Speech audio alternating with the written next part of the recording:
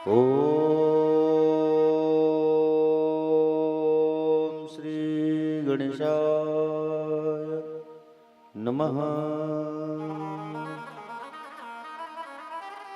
ओम श्री सरस्वत्यो नमः। ओम श्री गुरु चरण कमलेभ्यो नमः। ओम श्री स्थान देवता भयो नमः। ओम श्री राम देवता भयो नमः। ओम श्री उमा महेश्वरा भयो नमः। ओम श्री मातृपितृ शरण कमलेभ्यो नमः।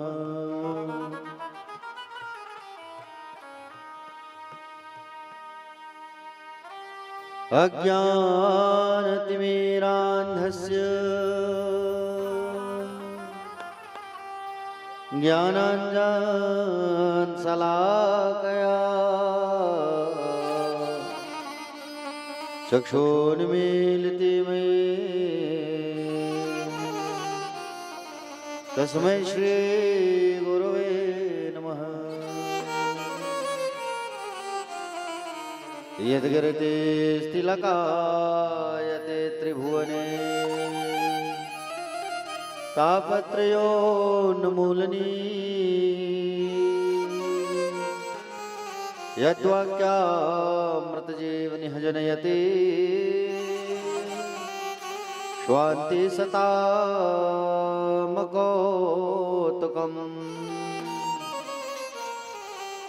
यद्रपादाब्जप्रसादकणतः कैवल्यमापद्यते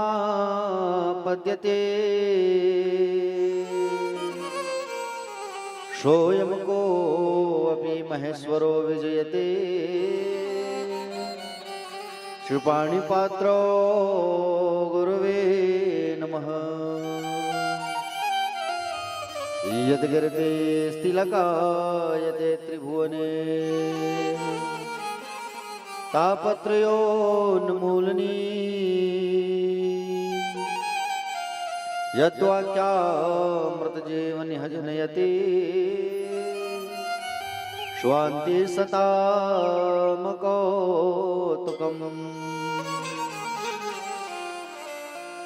नारायणं नमस्कृत्यं नरं चैव नरोत्तमम्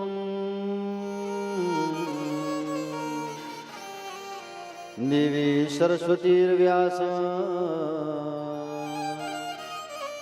ततो जयमुदीरयेतः।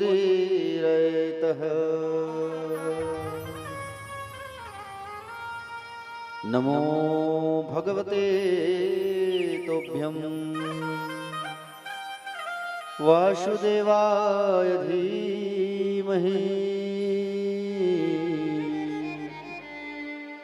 प्रद्युम्नाय अनिरुद्धाय नमः शङ्कर्षणाय च कस्तूरीतिलकं ललाटपटले वक्षस्थले कौस्तुभम् नासाग्रे वरमौक्तिकं करतले वेणुकरे कङ्कणम् सर्वाङ्गे हरिचन्दनं सुललितं कण्ठे च मुक्तावली गोपस्त्री परिवेष्टितो विजयते गोपालचूडामणि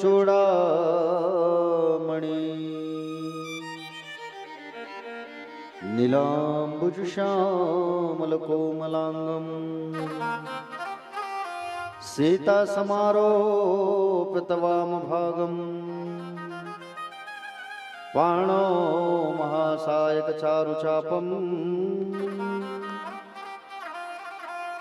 नमामि रामं रघुवंशनाथम्।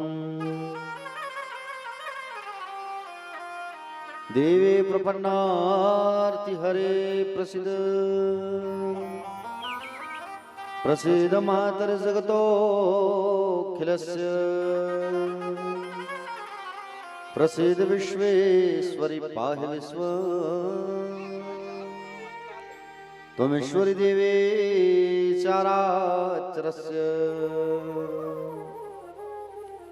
या कुन्देन्दुतुषारहारधवला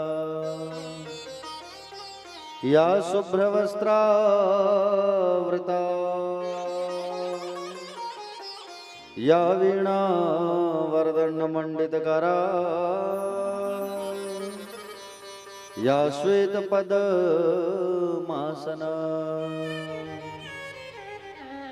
या ब्रह्माच्युतशङ्कर प्रभृतिवी देवै सदा वन्दिता। क्षमा पातु सरस्वती भगवती निःशेषजाड्यां पहा। शिव समान दाता नहीं विपद विदारण लज्ज मेरे राखियो शिवनंदी के असवा। शांताकारं शिखिरिशयनं नीलकंठं सुरेशं विश्वाधारं स्फटिकसदृशं शुभ्रवर्णं शुभांगं गौरीकान्तं त्रितयनयनं योगिभिर्ध्यानगम्यं वन्दे शम्भो भवभयहरं सर्वलोकैकनाथं। जय जय श्री गिरिजारमण जय जय भूत किशोर जय भक्तन सर्वस्व प्रभु जय गणपति चित्तचोर।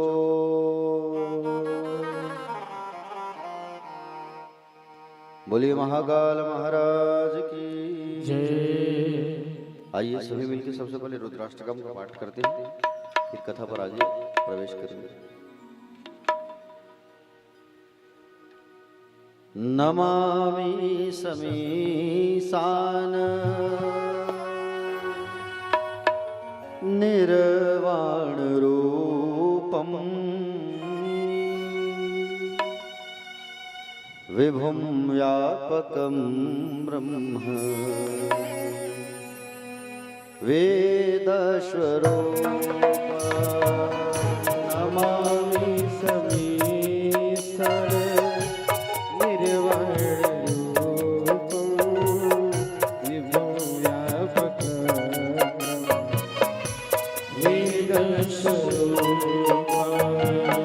निजं निर्गुणं निर्विकल्पं निरीह निजं निर्गुणं निर्विकल्पं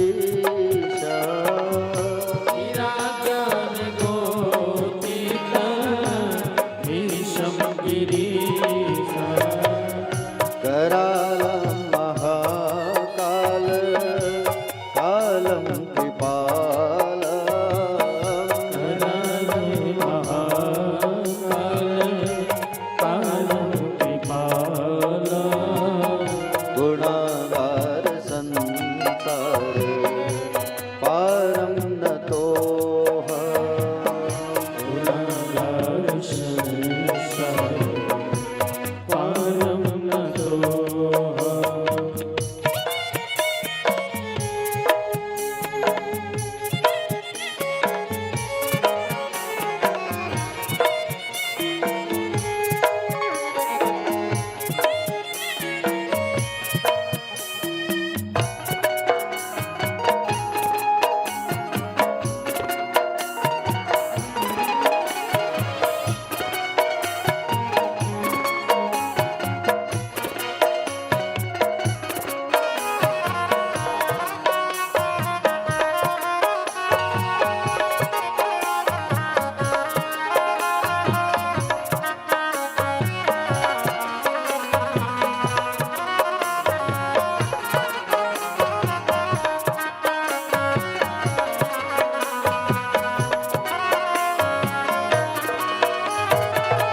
तुषारा त्रिसंकाश घोरम गंभीरा तुषारा द्विसंकाश घोरम गंभीरा मनोभूत कोटि प्रभासी शरीरा मनोभूत कोटि प्रभासी शरीरा सुरन मौलिकल्लो लिनि चारु गंगा सुरन मौलिकल्लो लिनिचारु गंगा लसत भाल बालेन्दु कंठे भुजंगा लसत भाल भाले कंठे भुजंगा चल कुंडलामृषु नेत्रम विशाला शरद कुंडलामृषु नेत्रं विशाला प्रसन्नाननं नील कंठं दयाला प्रसन्नाननं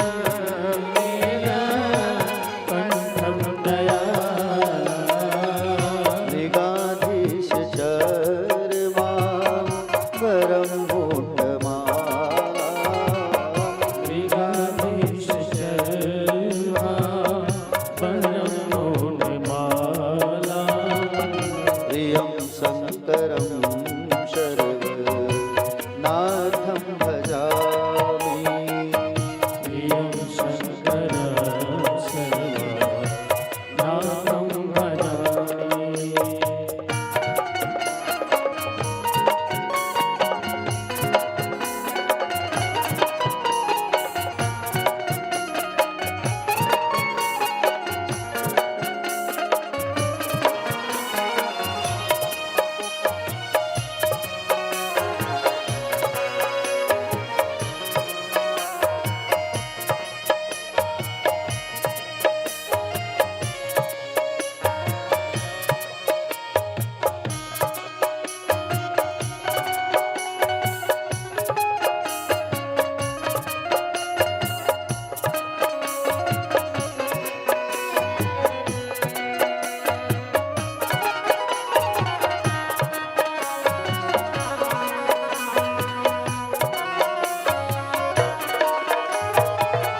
प्रचण्डं प्रकृष्टं प्रगल्भं परेशा प्रचण्डं प्रकृष्टं प्रगल्भं परेशा अखण्डमसं भानु कोटि प्रकाश अखंड अजमानो कोटि प्रकाश त्रयाशूल निर्मूलनं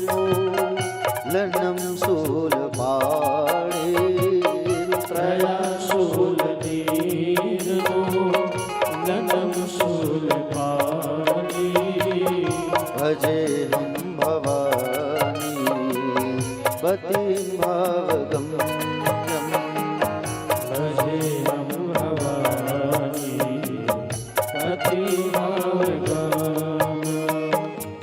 कलातीत कल्याण कल्पान्तकारी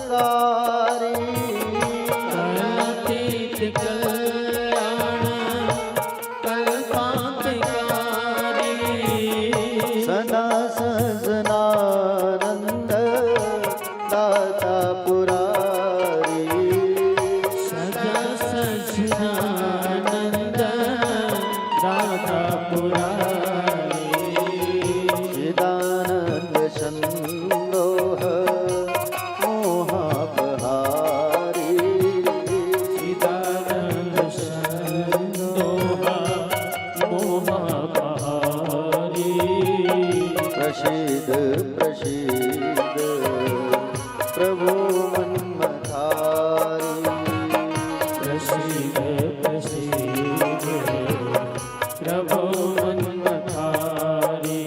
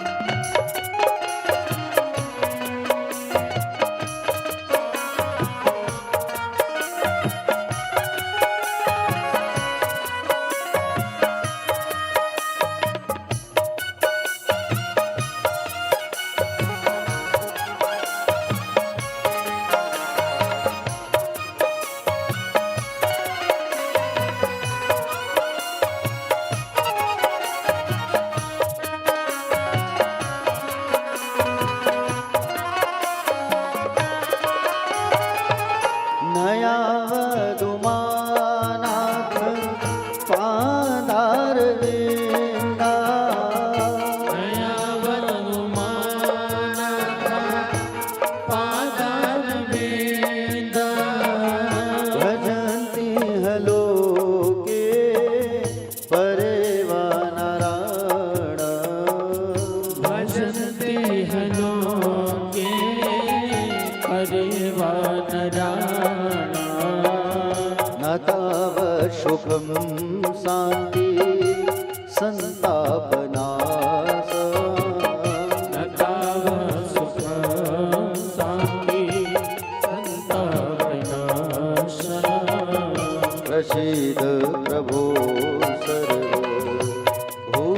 सर्वभूताधिवास प्रसीद प्रभो सर्वभूताधिवास न जानामि योगं जपं नैव पूजा जानामि योगं जपं नैव पूजा करोऽहं सदा सर्वदा शम्भुतोऽभ्यम् नतोऽहं सदा सर्वदा शम्भुतो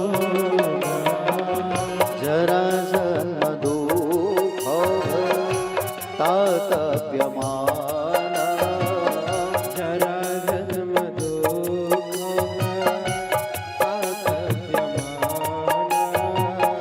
प्रभो पाह्यापन्न नमामि शम्भो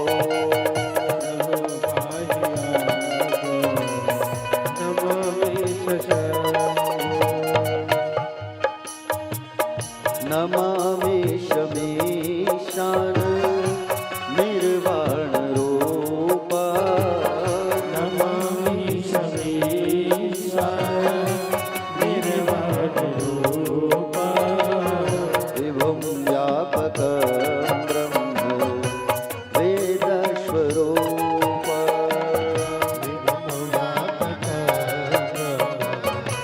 वेदस्वरूपा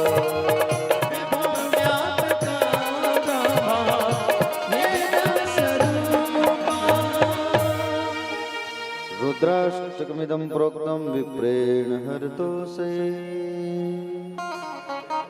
ये पठन्ति नरा भगत्या तेषां शम्भो प्रसीदति।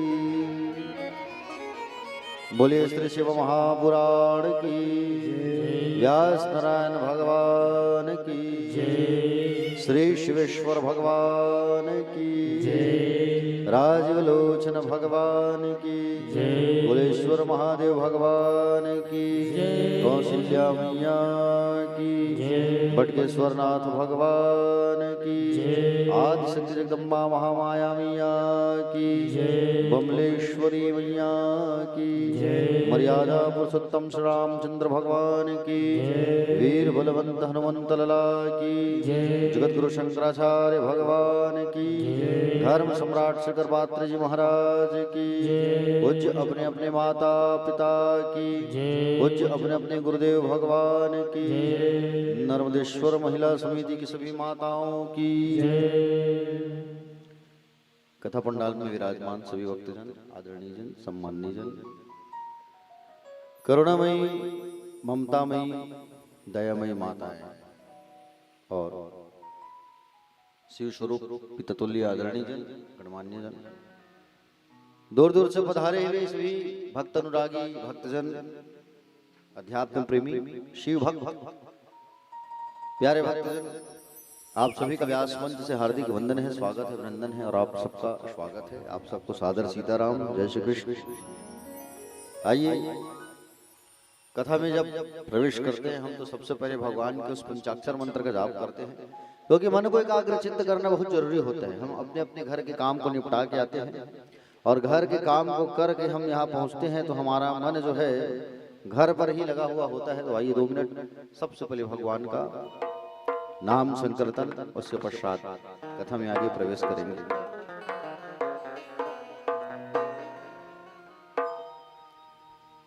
ओम नमः शिवाय, ओम नमः शिवाय। देखो सबको गाना है, ताली बजाते हैं, सबका आवाज आना चाहिए, ठीक है। ओम नमः शिवाय, ओम नमः शिवाय, ओम नमः शिवाय, ओम नमः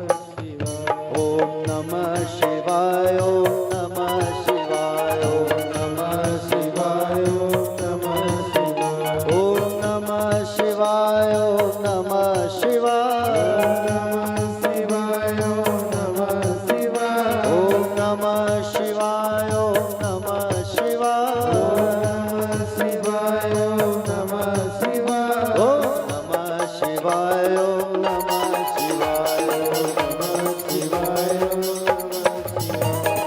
नमः शिवाय, ओम नमः शिवाय। गाइए।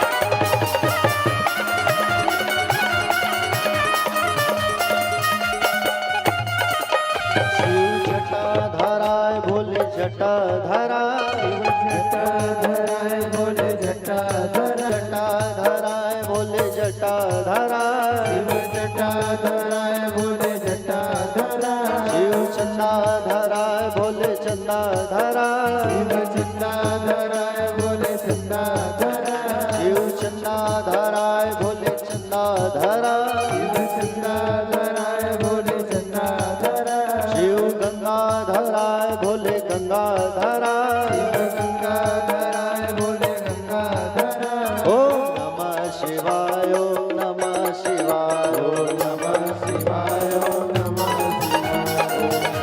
शिवाय ओम नमः शिवाय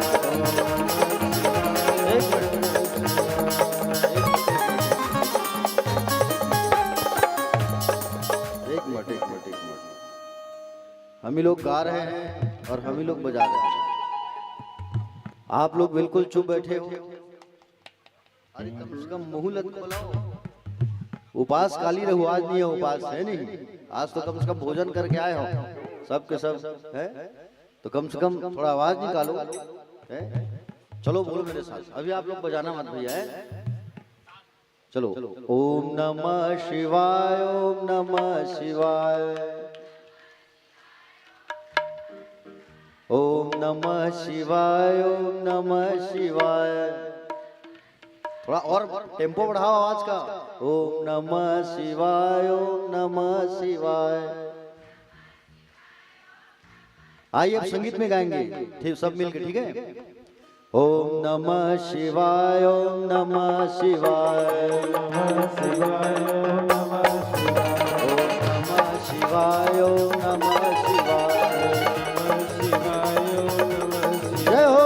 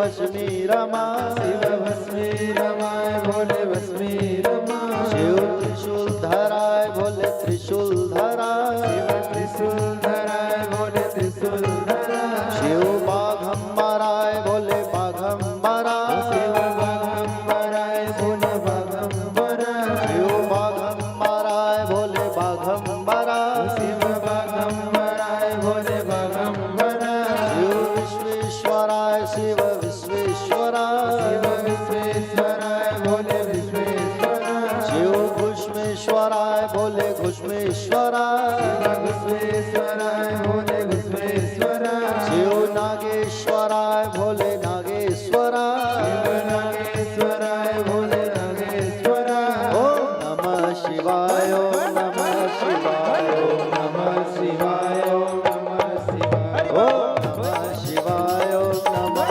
शिवाय महादेव।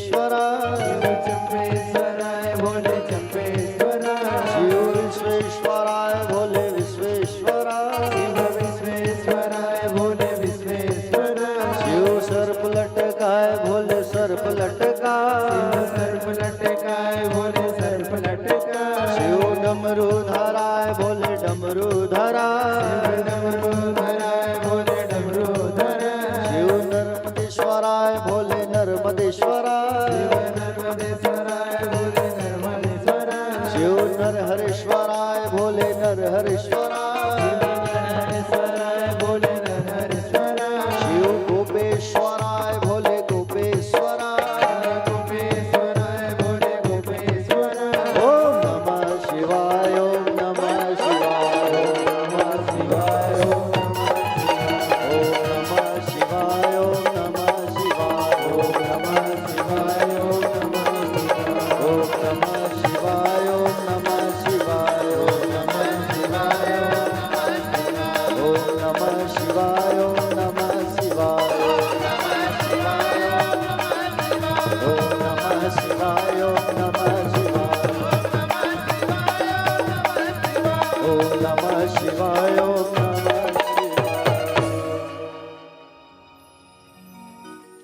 बोले महाकाल महाराज की जय भूत भावन भूतेश्वर महादेव भगवान की जय हर हर महादेव राधे राधे श्याम से राधे आज थोड़ा सा हम लोग आधा घंटा लेट हो गए हैं नहीं। एक्चुअल में क्या है, हमारे तबला वादक भैया जो है बड़े दूर से पधारे, लेट हो गए आज किसी कारणवश, 2 दिन नहीं आते इसलिए आज लेट हो गए। उसके लिए क्षमा प्रार्थी हैं। प्यारे भक्तजन, आपको बता दूं मैं कि कल हम सब भगवान आदि शिवलिंग की उत्पत्ति की कथा हमने रसपान किया। भगवान का पहला ज्योतिर्लिंग कहां प्राकट्य हुआ था, कल सुने थे ना कथा में आप लोग। चलो आज मेरे को सुनाओ।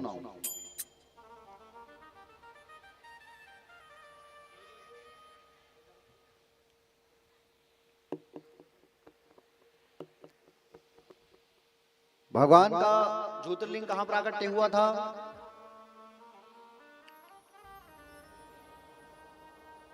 ले कालिश बता रहे हैं, हम आज भुला गए आप। अरुणाचल प्रदेश है ना। अच्छा, सबसे पहले भगवान शिव की शिवलिंग की पूजा किसने किया था? बोलो। हाँ, ब्रह्मा और विष्णु ने। ठीक है, सबसे पहले भगवान शिव की पूजा ब्रह्मा और विष्णु जी ने प्रारंभ किया था। ठीक है प्यारे भक्तजन, कल शिवरात्रि का दिन है और कल आपको पूजा करना है शिव जी की, है कि नहीं? मान लो जाए आप शिव के मंदिर ना जा पाए या शिव के मंदिर पर भीड़ हो, भीड़ तो कल रहेगा शिव जी के मंदिर में, है कि नहीं? तब आप कैसे पूजा करोगे? भाई ये महाराज दुरिहल पांव पर ले भगवान के हो गए, ऐसा मत करना। ठीक है, शिव जी की पूजा करना कल शिवरात्रि है और ज्योतिर्लिंग का प्राकट्य हुआ था। उसे भगवान शंकर ने कहा था कि आज की यह तिथि शिवरात्रि के नाम से जाना जाएगा। साल भर पूजा नहीं करोगे चलेगा, लेकिन कल शिव जी की पूजा जरूर करना। ठीक है, और आप सबका बड़ा सौभाग्य है। ये देखिए कितनी अच्छी बात है कि शिवरात्रि का वो महापर्व और उसी समय शिव महापुराण कथा भी चल रही है कि नहीं? बीच में तो मैं सोच रहा था कि डेट को आगे पीछे कर दूं, क्या करके। शिवरात्रि है, बीच में बहुत सारा काम रहता है उस दिन शिवरात्रि में, लेकिन फिर सोचे चलो इस बार भगवान की ही इच्छा है कि कोटा गांव में शिवरात्रि पर शिव की कथा कहें। वैसे शिवरात्रि के दूसरा दिन बोले तो परसों से चालू करने वाला था मैं कथा, बाद में विचार किया नहीं, अब डेट फिक्स हो गया है तो उसको आगे पीछे नहीं करते। प्यारे भक्तजन, शिवरात्रि के दिन आप जरूर पूजन करें भगवान शिव की। कैसे पूजा करना है कौन कौन सी वस्तु चढ़ाना है, कितना प्रहर होता है, सब बताऊंगा आज आपको, ठीक है। लेकिन उसको इधर से सुन के इधर से निकाल मत देना, मन में रखना बात। अगर भूल भी गए तो कोई बात नहीं, घर में सबके यहाँ मोबाइल फोन तो होगा ना सबके यहाँ, तो बच्चों से कहना यूट्यूब में महाराज जी की आज कथा सुनी उसको निकालो, उसमें सब रिकॉर्ड रहेगा यूट्यूब चैनल में, सुन लेना आप। फिर से भूल भी जाओगे तो कोई बात नहीं, लेकिन भूलना नहीं है, ठीक है। आज की कथा को बिल्कुल ध्यान से सुनना है आपको। मान लो जाए अगर आपको शिव के मंदिर जाना है और शिव जी के मंदिर आपको जाना है, और ये मान करके चलो शिवलिंग में बहुत भीड़ है और आपको शिव जी की कल पूजा करना है, तब क्या करोगे? आपके पास नर्मदेश्वर महादेव है, भोलेनाथ है, वहां पे भीड़ है, तब आप क्या करोगे उस कंडीशन में? बता रहा हूं सुनो। अगर आपके पास नर्मदेश्वर लिंग नहीं है और कल आप उपवास हो, और उपवास कल रहोगे ना, तो ब्रश मत करना, दातुन करना, ठीक है। क्योंकि जो आप ब्रश करते हो, जिस टूथपेस्ट का उपयोग करते हो, उस पर नमक मिला हुआ होता है, ठीक है, नमक मिला हुआ होता है। और उसी कोलगेट को आपके सब परिवार के लोग अपने अपने ब्रश में लगाते हैं, और वो ब्रश में लगता है तो वो जूठा होता है कि नहीं होता है? अब उसी कोलगेट को आप लगाए, आपके बच्चे लगाए, आपके पतिदेव लगाए, अब उसी ब्रश को आप करोगे तो उपवास भंग होता है। इसलिए उपवास के दिन ब्रश नहीं करना चाहिए, दातुन कर लिया। और एकादशी का जो व्रत होता है ना, तो एकादशी के दिन तो दातुन भी नहीं करना चाहिए, ऐसा एकादशी महात्म पर लिखा हुआ है। 11 बार मुख को रगड़ करके कुल्ला कर लेना चाहिए, या राख या मिट्टी से मुंह को साफ कर लेना चाहिए, 11 बार कुल्ला कर लेना चाहिए अच्छे से, ठीक है। तो कल ब्रश मत करना, दातुन करना सब, ठीक है। और स्नान करने के बाद जब आप देखेंगे कि मंदिर पर भीड़ है, तो हम पूजा कैसे करें बाबा की, तो आप घबराना मत उस कंडीशन में, ठीक है। मिट्टी होगा सबके यहाँ, काला मिट्टी नहीं हो एक प्रबंध कर लो, काबर का मुरमी गांव है, मुरुम बहुत है नहीं, मिट्टी कम है, तो मिट्टी से आप शिवलिंग बना करके अपने घर पर पूजा कर सकते हो, घबराइए मत। मिट्टी से बढ़िया शिवलिंग बनाइए, और जब भी शिवलिंग बनाते हो ना, तो उसमें ऊपर से घी का लेप लगा दिया करो, ताकि आप जल डालोगे तो मिट्टी पिघलता नहीं हो, उससे पानी जो होता है वो बह जाता है। मिट्टी का शिवलिंग बना करके आप जो है प्यारे भक्तजन, मिट्टी का शिवलिंग बना करके आप ना सुंदर घर पर पूजा कर सकते हो बैठ करके, घबराने की कोई बात नहीं है, अपने घर पर करो पूजा। एक परात रखो, परात में सुंदर रोटी बनाते हो, उसका वो चौकी होता है ना, रोटी बेलन चौकी जो बोलते हो, उस चौकी को रख लो एक परात में, सुंदर एक कपड़ा बिछा के शिवलिंग को उसके ऊपर रख दो, और मस्त सब परिवार वाले बैठो, बैठ करके सुंदर सब आप पूजा करो घर पर, ठीक है। अगर आपके यहाँ आचार्य हैं, पंडित जी अगर कोई है, तो उनको बुला के भी पूजा करवा सकते हो, अच्छी बात है, ठीक है। दूसरी बात, मिट्टी भी ना हो तब क्या करोगे? मिट्टी अगर आपको ना मिले शिवलिंग बनाने के लिए, तब क्या करोगे आप? मिट्टी अगर नहीं है तो घर में आटा होगा रोटी बनाने वाला, तो उस आटे का, गेहूं का आटा, चावल आटे से बनाओगे तो बिखर जाएगा, गेहूं के आटा का भी आप शिवलिंग बना करके पूजा कर सकते हो, ठीक है। गेहूं के आटा से आप शिवलिंग बनाए और शिवलिंग बना करके पूजा कर ले।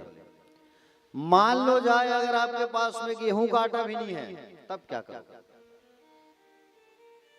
मान लो जाए अगर आपके पास गेहूं का आटा नहीं है, तो गाय होगा, गोबर मिल जाएगा, गोबर से भी आप शिवलिंग बना करके अभिषेक पूजा कर सकते हो, गोबर के शिवलिंग से।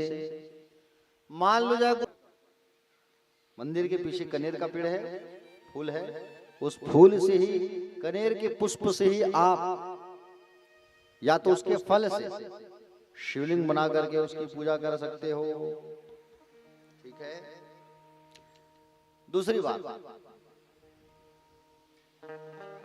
कनेर का फल नहीं है तो घर में पपीता फल होगा, उसी पपीता को ही रख करके सुंदर केले से सजा के, फल से सजा के उसको शिवलिंग बना के आप पूजा कर सकते हो, ठीक है, समझ गए ना।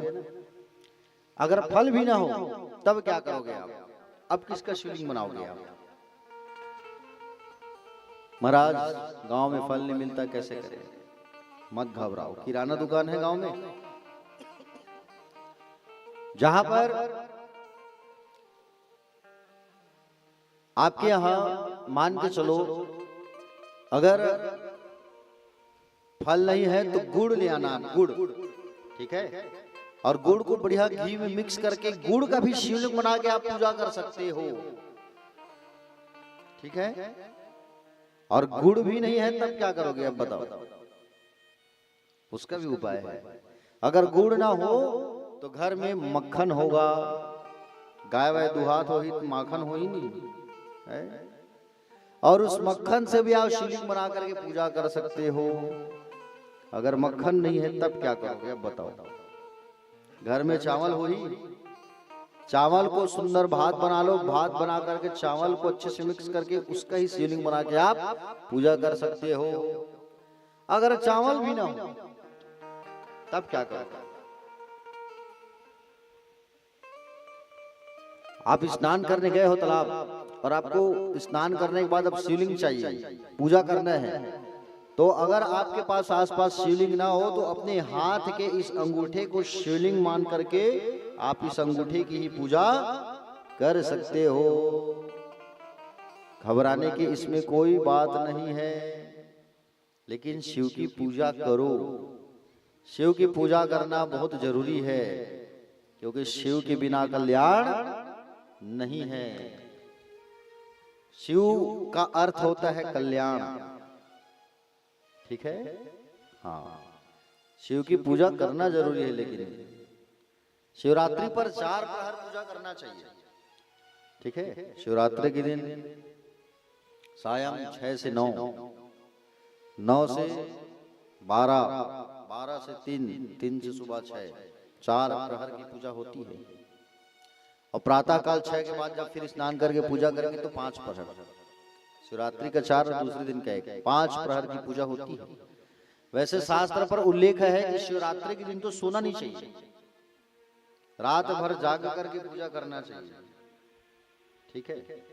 रात भर जाग करके भगवान शिव का कीर्तन करना चाहिए, भजन करना चाहिए और सुंदर भगवान का पूजा करना चाहिए शिवरात्रि के दिन, ठीक है। क्योंकि इस दिन निशित काल में पूजा होती है। निशा मतलब रात्रि, ठीक है। निशित काल में भगवान शिव की पूजा करना चाहिए और भगवान से कहना चाहिए, हे भगवान, हम आपकी पूजन कर रहे हैं और आप अपना कृपा हम पर बरसाए रखो, अपने चरणों की धूली हम सबको देते रहो। कहते रहना चाहिए। क्या कहते रहना चाहिए? भोले तेरे चरणों की, बाबा तेरे चरणों की, गर धूल जो मिल जाए, सच कहता हूँ मेरी,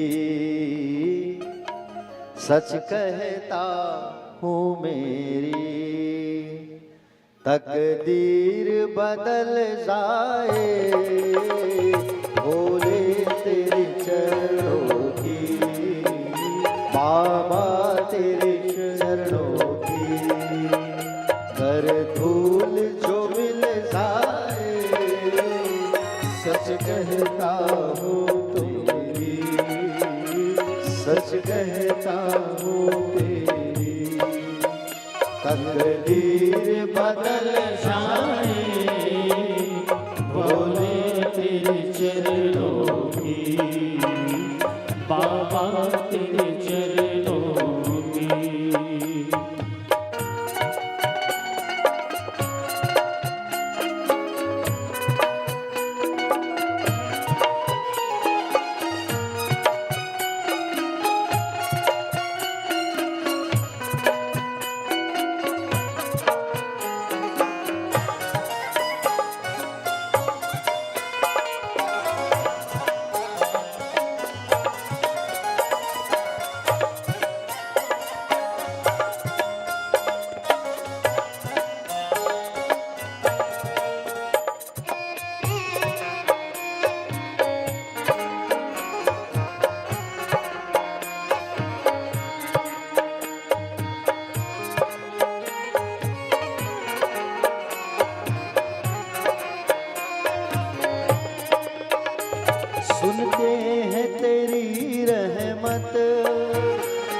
दिन रात बरसती है।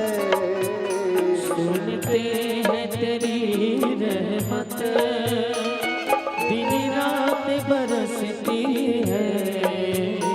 सुनते हैं तेरी रहमत, दिन रात बरसती है।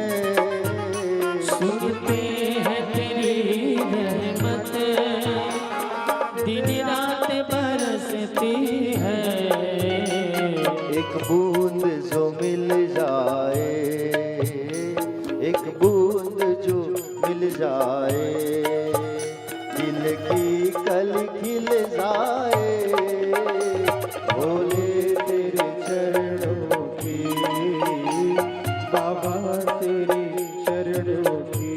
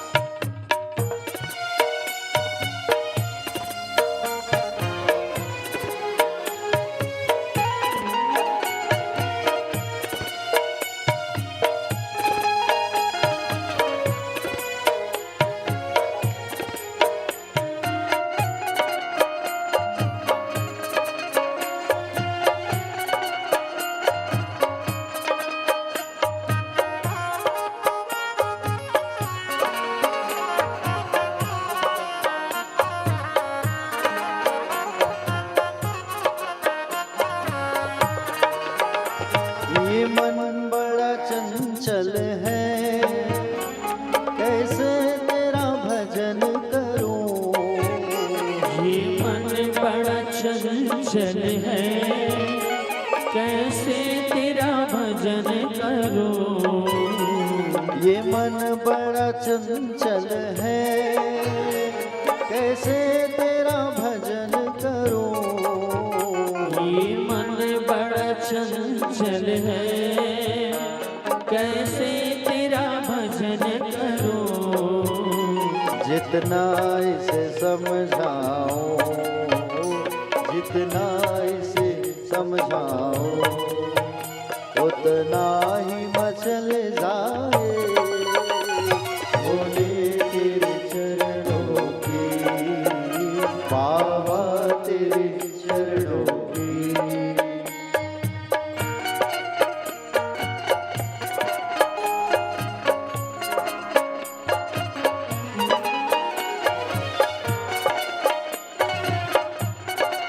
भोलेनाथ।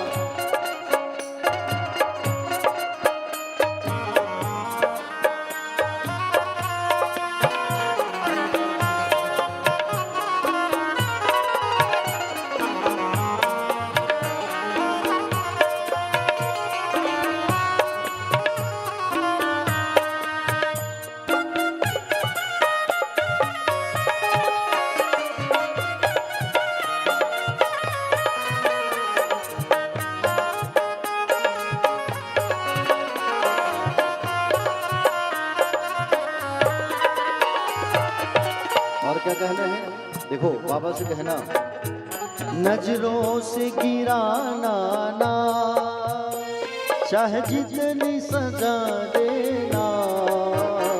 नजरों से गिराना ना, चाहे जितनी सजा देना। नजरों से गिराना ना, चाहे जितनी सजा देना। नजरों से गिराना ना, चाहे जितनी सजा देना। नजरों से जो गिर जाए, नजरों से जो गिर जाए, मुश्किल है संभल पाए। भोले तेरे चरणों की, बाबा तेरे चरणों की।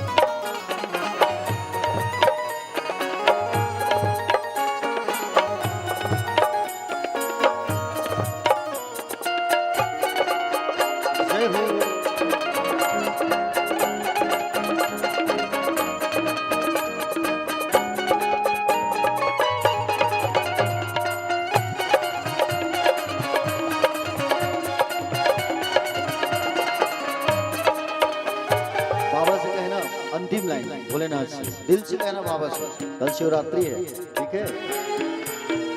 भोले इस जीवन में बस एक तमन्ना है, भोले इस जीवन में बस एक तमन्ना है, भोले इस जीवन में बस एक तमन्ना है, भोले इस जीवन में बस एक तमन्ना है।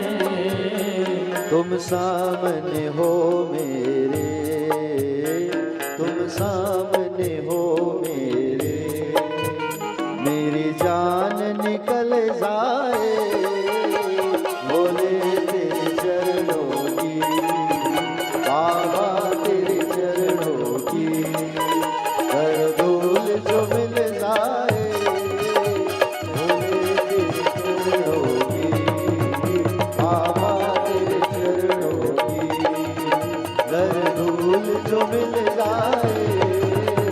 सच कहता हूँ मेरी, सच कहता हूँ मेरी, तकदीर बदल जाए भोले तेरे चरणों की, बाबा तेरे चरणों की, शंभू तेरे चरणों की, बाबा तेरे चरणों की। गर धूल जो मिल जाए, सच कहता हूँ मेरी, सच कहता हूँ मेरी, तकदीर बदल जाए। बोले महादेव भगवान की जय। हर तो भगवान की जब पूजा करते हो तो भगवान से ही कहा करो कि हे प्रभु आपके चरणों की धूली मिल जाए, बस यही प्रार्थना किया करो। भोलेनाथ की जब पूजा करते हो तो बाबा से यही कहा करो कि प्रभु इतना कृपा करना, इतना स्नेह रखना, इतना आशीर्वाद देना कि मृत्यु के समय केवल आप हो बाबा भोलेनाथ, यही कहा करो। क्या कहा करो? मृत्यु के समय आप मेरे साथ रहो और आप मेरे सामने रहो मेरे भोलेनाथ, यही कहा करो। जब मरने वाले रहे ना तो आप डमरू का वो स्वर सुनाना, और डमरू का वो स्वर सुना करके हमें मुक्ति दिलाना बाबा। जहां भी हमारी मुक्ति हो उस स्थान को आप काशी बना देना, हाँ? ये कहना आप भोलेनाथ से, ठीक है प्यारे भक्तजन। जब भगवान की पूजन आप करें तो ओम नमः शिवाय का बिल्कुल पंचाक्षर मंत्र का जाप जरूर करना। ये ओम नमः शिवाय जो मंत्र है ना, ये स्वयं भगवान शिव के मुख से निकला है, भगवान शंकर के मुखारविंद से निकला है ये स्वयं। हमको कहीं जाने की जरूरत नहीं है, कहीं भटकने की जरूरत नहीं है, केवल ओम नमः शिवाय का जाप करो आप। अरे इस ओम नमः शिवाय मंत्र से ही त्रिपदा गायत्री की उत्पत्ति हुई है, और गायत्री से फिर वेदों की संरचना हुई है। समझ रहे हो ना आप?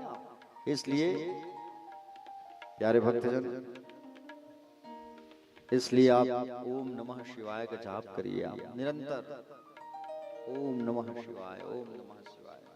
सो करके उठे हो तो कहो ओम नमः शिवाय, सो रहे हो तो कम से कम 5 बार बोल लो ओम नमः शिवाय। रात में बुरे स्वप्न नहीं आएंगे। ओम नमः शिवाय का जाप करो आप निरंतर, कहो भजो। स्नान कर रहे हो तो मन में कहो ओम नमः शिवाय, भोजन करने के पहले कहो ओम नमः शिवाय, कहीं यात्रा कर रहे हो तो कहो ओम नमः शिवाय, किसी कार्य की शुभारंभ कर रहे हो तो कहो ओम नमः शिवाय, ठीक है। अरे ओम में ही तो सभी समाया हुआ है। कल भजन गा रहे थे ना आप लोग, गा रहे थे नहीं, हरि ओम में ओम समाया है, मैं सुन रहा था। ओम में सब समाये हुए हैं, चंद्रमा, सूर्य, आकाश, तारे, प्रकृति, उमा महेश्वर, सब। जैसे आप लिखते हैं ओम, देखो ओम जब लिखते हो तो आप ऐसे लिखते हो ना, मेरी तरफ देखो आप लोग, ओम ऐसा लिखते हो ना, ऐसा पुंज, फिर चंद्रमा बिंदु, चंद्र बिंदु, ऐसा लिखते हो ना। तो ये जो आप राउंड करते हो पहला राउंड, ये ब्रह्मा होता है, ठीक है।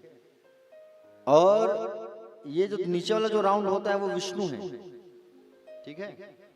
पहला ऐसे जो राउंड घुमाते हो वो ब्रह्मा है, फिर जो राउंड घुमाते हो वो विष्णु है, और पीछे जो पुंज ऐसा निकालते हो ना लंबा, वो भगवान शिव है। और जो चंद्र बिंदु आप जो बनाते हो वो कौन है? उमा है, माँ पार्वती, ठीक है। हाँ, जो चंद्र बिंदु है वो साक्षात दुर्गा है वो, जी हाँ। प्यारे भक्तजन, आपको बता दूं मैं, अगर हम पंचाक्षर मंत्र का जाप प्रतिदिन 10,000 करते हैं, कितने हजार? 10,000। आपको एक बात बता दूं मैं, आजकल वो ना टिप टाप, पहले घड़ी आती थी, आप लोग देखे होंगे, टिप टाप घड़ी पहनते थे ना बच्चे लोग, वैसे ही आजकल एक मशीन आया हुआ है छोटा सा। उस मशीन में एक बटन होता है काउंटिंग करने का, आप लोगों में से कई लोगों ने देखा भी होगा। उस बटन को दबाते जाओ, ओम नमः शिवाय, ओम नमः शिवाय, ओम नमः शिवाय कहते जाओ, बटन दबते जाएगा, उसमें काउंट होते जाएगा, आप कितने बार बोलोगे।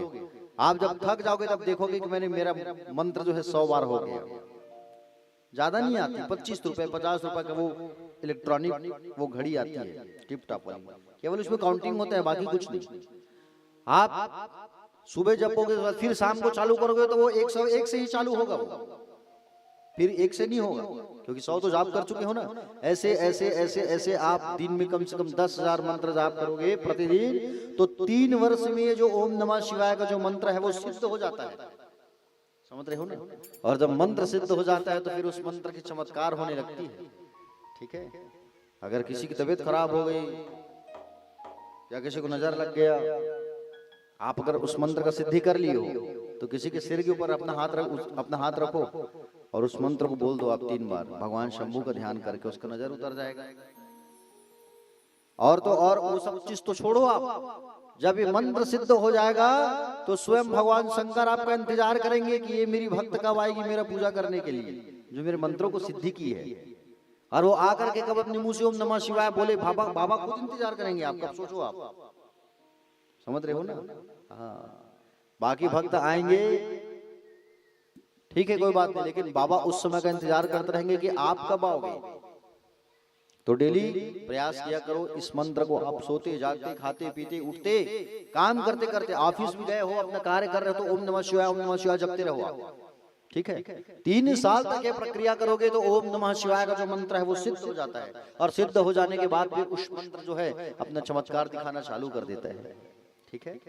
फिर देखो आपके अंदर भक्ति का आगमन हो जाएगा, और भक्ति जब आएगा तो फिर आपके अंदर ज्ञान का भी आगमन हो जाएगा, और ज्ञान का जब आगमन होगा तो फिर आपके अंदर वैराग्य की भावना आएगी,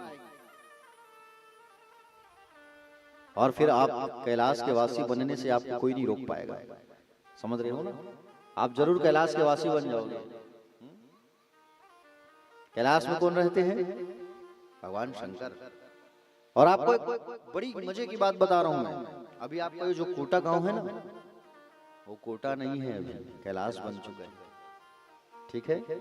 साक्षात शिव महापुराण में स्पष्ट लिखा हुआ है कि जहां शिव की कथा होती है वो साधारण स्थान नहीं, वो स्वयं कैलाश बन जाता है। अब सोचो, हम सब कैलाश में बैठ के कथा सुन रहे हैं, कितना अच्छा हमारा भाग्य है। हाँ? और शिवरात्रि के दिन जब कथा सुनोगे तो फिर सोचो कितना बड़ा चमत्कार होगा। आप लोग का किस्मत देखो, समझ रहे हो ना। और हमारा भी किस्मत, कथा बोलने का अवसर मिल रहा है शिवरात्रि के दिन। कल शिवरात्रि है ना प्यारे भक्तजन। ओम नमः शिवाय इस मंत्र का आप रोज किया करो। जब जल चढ़ाते हो तो ओम नमः शिवाय मंत्र को बोला करो, ठीक है। जब कोई बच्चा जन्म लेता है उनके कानों में सबसे पहले ओम नमः शिवाय बोला करो। जो मरने वाला होता है उनके भी कान में जब ओम नमः शिवाय अगर आप बोल देते हो एक बार तो वो व्यक्ति तर जाता है। समझ रहे हो ना। देखो, मनुष्यों द्वारा स्थापित शिवलिंग, मनुष्यों द्वारा स्थापित जो शिवलिंग होता है, जैसे आप लोग स्थापना किए हैं, सामने मंदिर जो है, ये जो मंदिर है जिसकी आप लोग स्थापना किए हो, तो उसके 100 हाथ तक का जो क्षेत्र होता है वो पुण्य क्षेत्र माना गया है। जैसे मंदिर से आप गिन लो, आप 100 हाथ में तो नहीं गिन पाओगे, तो पैर से गिनो, आप चलते जाओ एक पग, 100 पग आप अगर आप चलोगे 100 पग, तो 100 पग तक का जो एरिया होता है वो पुण्यमयी क्षेत्र कहा गया है। समझ रहे हैं? अब सोचो आसपास अगर आप 100 हाथ तक जिनका जिनका घर है ना, वो पुण्यमयी क्षेत्र कहलाएगा। जैसे ये घर है, ये घर है, ये घर है, आसपास जितने घर हैं, ये 100 पग 100 हाथ तक के क्षेत्र के दायरे में जिनका घर है मंदिर के आसपास, वो स्थान पुण्यमयी क्षेत्र कहलाता है। किनका किनका घर है, हाथ उठाओ जरा मंदिर के आसपास। हाँ, बहुत बढ़िया। नहीं तो जबरदस्ती कार करते उठाते हैं कि अब बोलो डर हवे कहीं महाराज में हमारे घर छलने जाएगी, तेकर से जो दाई घर नहीं उठा देख ले कि देश भैया ना आप जो कर ले चल दे काली घर लग कतका स्क्वायर फीट है तेरा, ठीक है प्यारे भक्तजन। और ऋषि मुनि के द्वारा स्थापित शिवलिंग के चारों ओर 1000 हाथ तक का जो क्षेत्र होता है वो पुण्यमयी कहलाता है। जैसे प्राचीन काल में ऋषि मुनि लोग जो स्थापित करते हैं ना शिवलिंग, उसके 1000 हाथ तक का जो क्षेत्र होता है वो पुण्यमयी कहलाता है। दूसरा चीज, पुण्य क्षेत्र में स्थित तालाब, कुआं, पोखर आदि जो है या नदी, वो क्या कहलाती है? शिव गंगा समझना चाहिए उसे। हमको क्या समझना चाहिए? शिव गंगा समझना चाहिए। मान लो जाइए मंदिर है, इसके बाजू में अगर तालाब है तो वो साधारण तालाब नहीं, वो कौन सा तालाब बन जाएगा? शिव गंगा बन जाएगा। अगर कुआं है तो वो कुआं भी शिव गंगा ही कहलाएगा, और फिर उसका जल जो है बड़ा पवित्र माना जाता है। ठीक है, हाँ प्यारे भक्तजन, आगे बताया गया है दान का महत्व बताया गया। काल विशेष में नदियों के जल का स्नान और उसका फल। काल विशेष में नदियों में स्नान का बड़ा महत्व बताया गया है। जब बृहस्पति सिंह राशि में स्थित हो उस समय सिंह की संक्रांति से युक्त भाद्र मास में गोदावरी नदी में नहाने से फल प्राप्त होता है। और सूर्य और बृहस्पति कन्या राशि में स्थित होता है तब यमुना और सोनभद्र में स्नान करने से फल प्राप्त होता है। जब सूर्य और बृहस्पति तुला राशि में स्थित हो तो कावेरी नदी में स्नान करने का फल प्राप्त होता है। माघ मास में तथा सूर्य के कुंभ में स्थित होने पर फाल्गुन मास में गंगा में स्नान करने से उसका फल जो है दोगुना प्राप्त होता है। जैसे अभी फाल्गुन मास चल रहा है और गंगा में नहाने सब जा रहे हैं ना, कुंभ का मेला लगा है, उसी चीज को यहाँ बताया जा रहा है। माघ मास में सूर्य में कुंभ में राशि में स्थित होने पर फाल्गुन मास में गंगा के तट पर किया हुआ स्नान, श्राद्ध, पितृ तर्पण जो है पुण्यमयी क्षेत्र कहा गया है। समझ रहे हैं ना प्यारे भक्तजन? पुण्य क्षेत्र में रहकर जीवन बिताया गया है तो उसके सारा पाप नष्ट हो जाता है। जैसे अब लोग कुंभ जा रहे हैं और वहां कुछ दिन रहे, स्नान किए, पूजा पाठ किए, तो उनका जितना पाप होता है वो पाप जो है धूमिल हो जाता है, नष्ट हो जाता है। ठीक है, देखो प्यारे भक्तजन, घर में स्नान करने पर समफल की प्राप्ति होती है। जैसे हम लोग घर में स्नान करते हैं ना मग्गा में, मग्गा तो उसका समफल प्राप्त होता है। और नदी में जब स्नान करते हैं तो उसका फल दोगुना प्राप्त होता है। समुद्र में स्नान करते हैं तो उसका फल और 4 गुना प्राप्त होता है। उसी प्रकार पूजन में स्थान का बड़ा महत्व होता है। जैसे इस कथा को यहाँ कर रहे हैं तो उसका फल 10 रुपए प्राप्त होगा। इसी कथा को अगर हम किसी गौशाला में करवाते जहां पर गाय का स्थान हो तो उसका फल 20 रुपए प्राप्त होता। गौशाला के बाद में अगर हम यदि इस कथा को नदी के किनारे करते तो उसका फल और 4 गुना प्राप्त होता।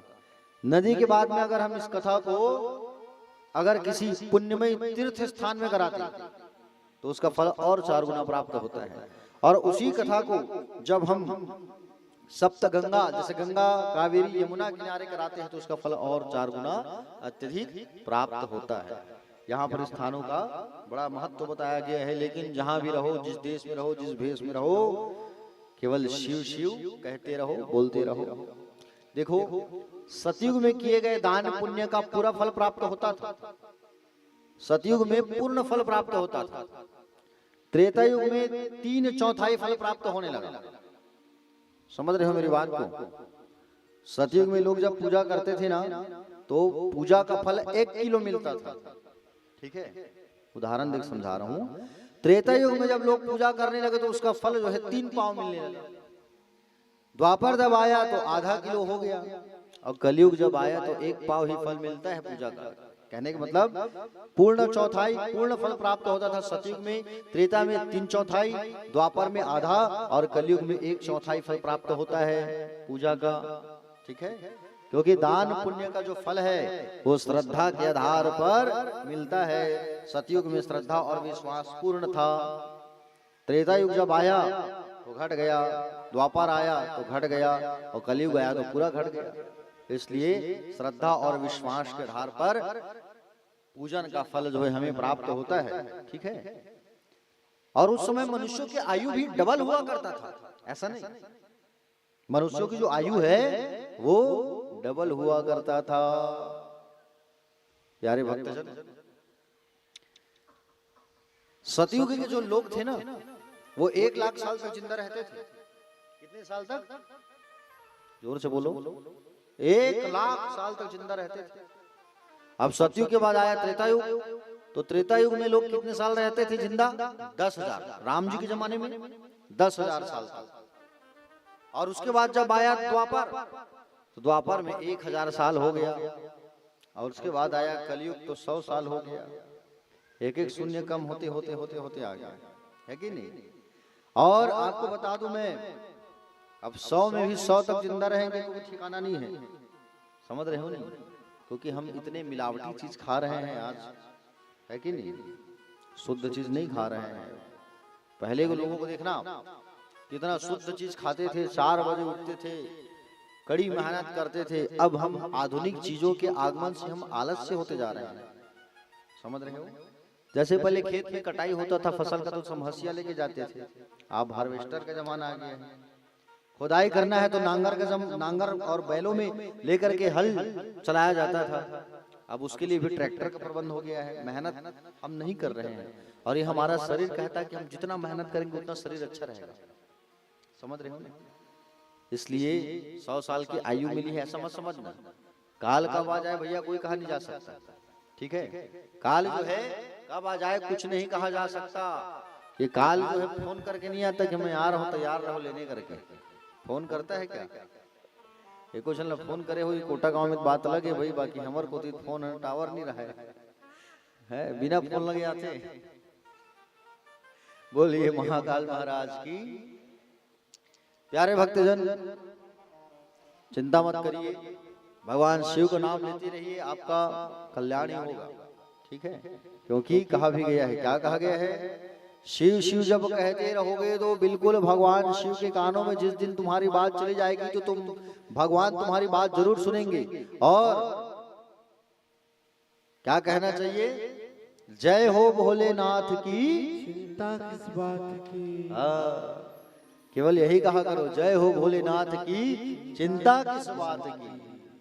ठीक है, चलो आप सब बोलो, जय हो भोलेनाथ की, चिंता किस बात। अरे बोलो, आप लोग बोलो, जय हो भोलेनाथ की, चिंता किस बात की। हाँ, भोलेनाथ की कथा हम सुन रहे हैं तो घबराने की कोई बात नहीं है। जब चंचुला जैसी पापी, बिंदुक जैसा पापी तर गया, तो हम इतने पापी थोड़ी हैं, है कि नहीं? देखो प्यारे भक्तजन, कलयुग में केवल यही है कि भगवान शिव के नाम को आप बोलते रहो। केवल शिव शिव, शंकर, शंभु, जनार्दन, आशुतोष, भगवान के नाम को जपते रहो। भगवान के अनेकों नाम हैं। इस नाम को ब्रह्मा भी जपते थे, विष्णु भी जपते थे, सब जपते हैं। भगवान शंकर ऐसे देवता है जिनकी पूजा जो है राक्षस भी करते हैं और देवता भी करते हैं। भगवान शंकर ऐसे देवता है, समझ रहे हो ना? क्योंकि काल जो है बता के नहीं आता।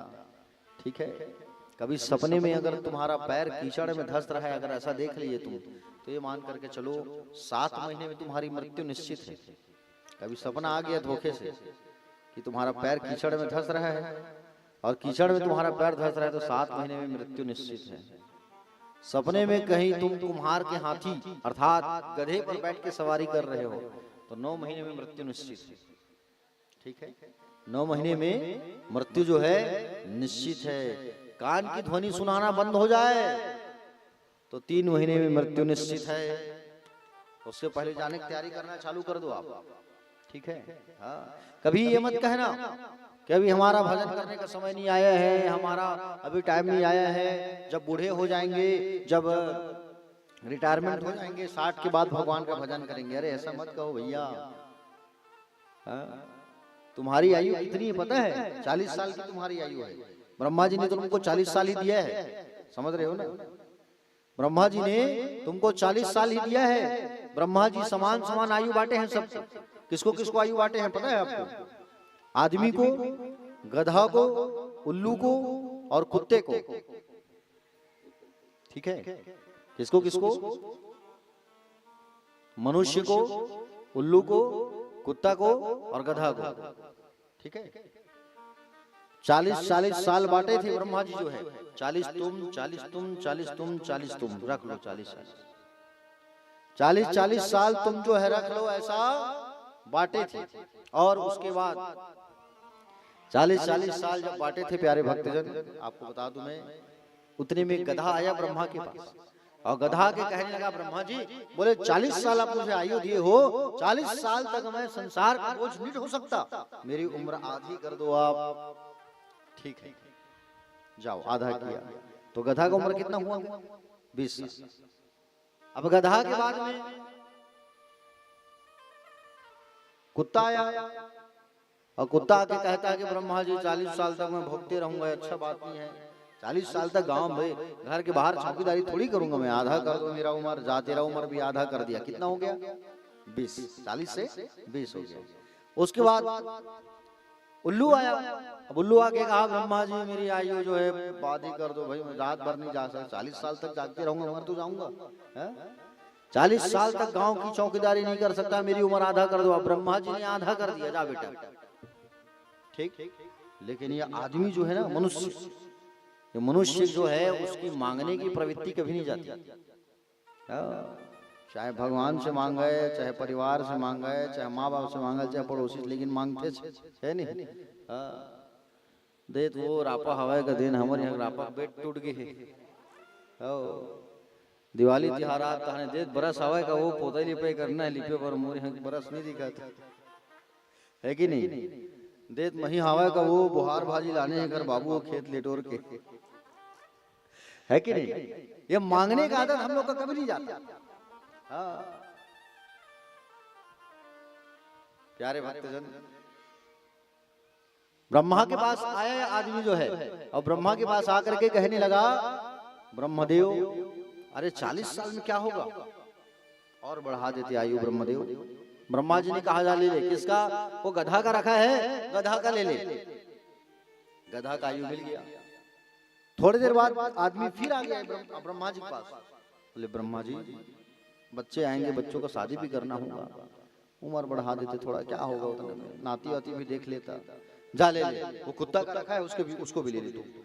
थोड़ी देर बाद आदमी फिर आ गया, ब्रह्मदेव नाती आएगा तो नाती की भी शादी कर लेता, नाती की बहू के हाथ से खाना भी खा लेता, पंथी भी देख लेता, और उम्र बढ़ा दो। हो जा ले ले। इसका उल्लू का रखा है, ले ले।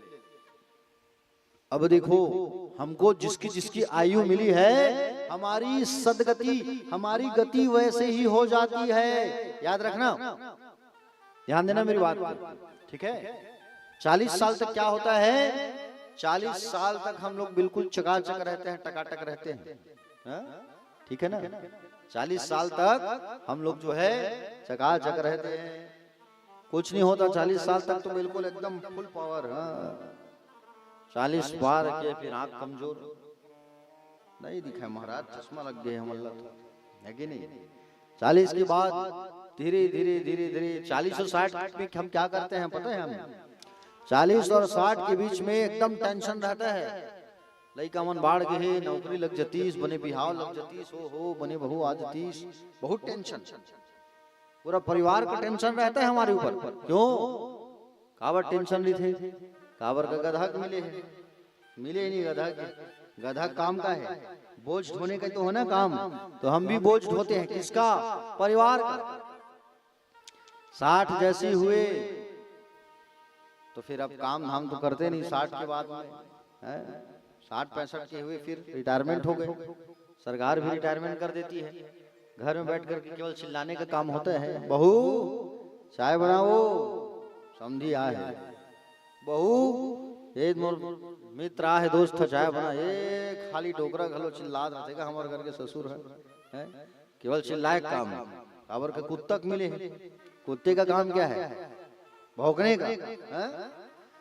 अब 80 जैसे पार किए महाराज, नींद ही नहीं आता, जितना सोने की कोशिश करते हैं रात में नींद ही नहीं पड़ता। 10-11 बजे सोए, नींद खुल जाता है, रात भर देखते रहते हैं। जान बेटा डॉक्टर साहब लोग बुला देते, डॉक्टर बेचारा भी आके सुई लगा लगा परेशान, डॉक्टर भी परेशान होके बोल दिया अब जाने का समय आ गया। क्योंकि होती क्या है, 11-12 बजे सोते हैं, फिर रात भर नींद खुलते रहते हैं, देखते रहते हैं टकाटक टुकुर टुकुर। क्यों? क्योंकि उल्लू का मिला है नहीं। 80 पार वाले मतलब पूछू रात में सोते नहीं हो, मन रात में जागत रहते हैं, क्योंकि उल्लू का मिला है ना। उल्लू का काम क्या है? जागने का। अब आप बताओ कि भजन करने का, सत्संग करने का उचित समय कौन सा है, ये बताओ। चलो आप, मनुष्य का जो आयु है उसमें, कि गधा के में, कि कुत्ते के में, कि उल्लू के में, कौन सी आयु में भजन करना उचित है? मनुष्य के में। क्यों? मनुष्य की आयु जब है तो इन बाजुओं में ताकत है, जोर जोर से ताली बजा सकते हो, तब और घंटी बजा सकते हो। अभी बजाना नहीं है, मैं बता तुम दाई हो, ध्यान से सुनो तुम बजाने बोलूंगा उस समय बजाना, ठीक है? 40 साल जब है तो उस समय आप ताली बजा के भजन कर सकते हो, ढोलक बजा सकते हो, झान बजा सकते हो, मंजीरा बजा सकते हो, और जोर जोर से भजन गा सकते हो, ठीक है? भगवान की परिक्रमा कर सकते हो। और जब बुढ़ापा आएगा तो हम ताली भी नहीं बजा पाएंगे, भगवान का भजन नहीं कर पाएंगे, तो क्या मतलब बताइए? समझ रहे हो ना?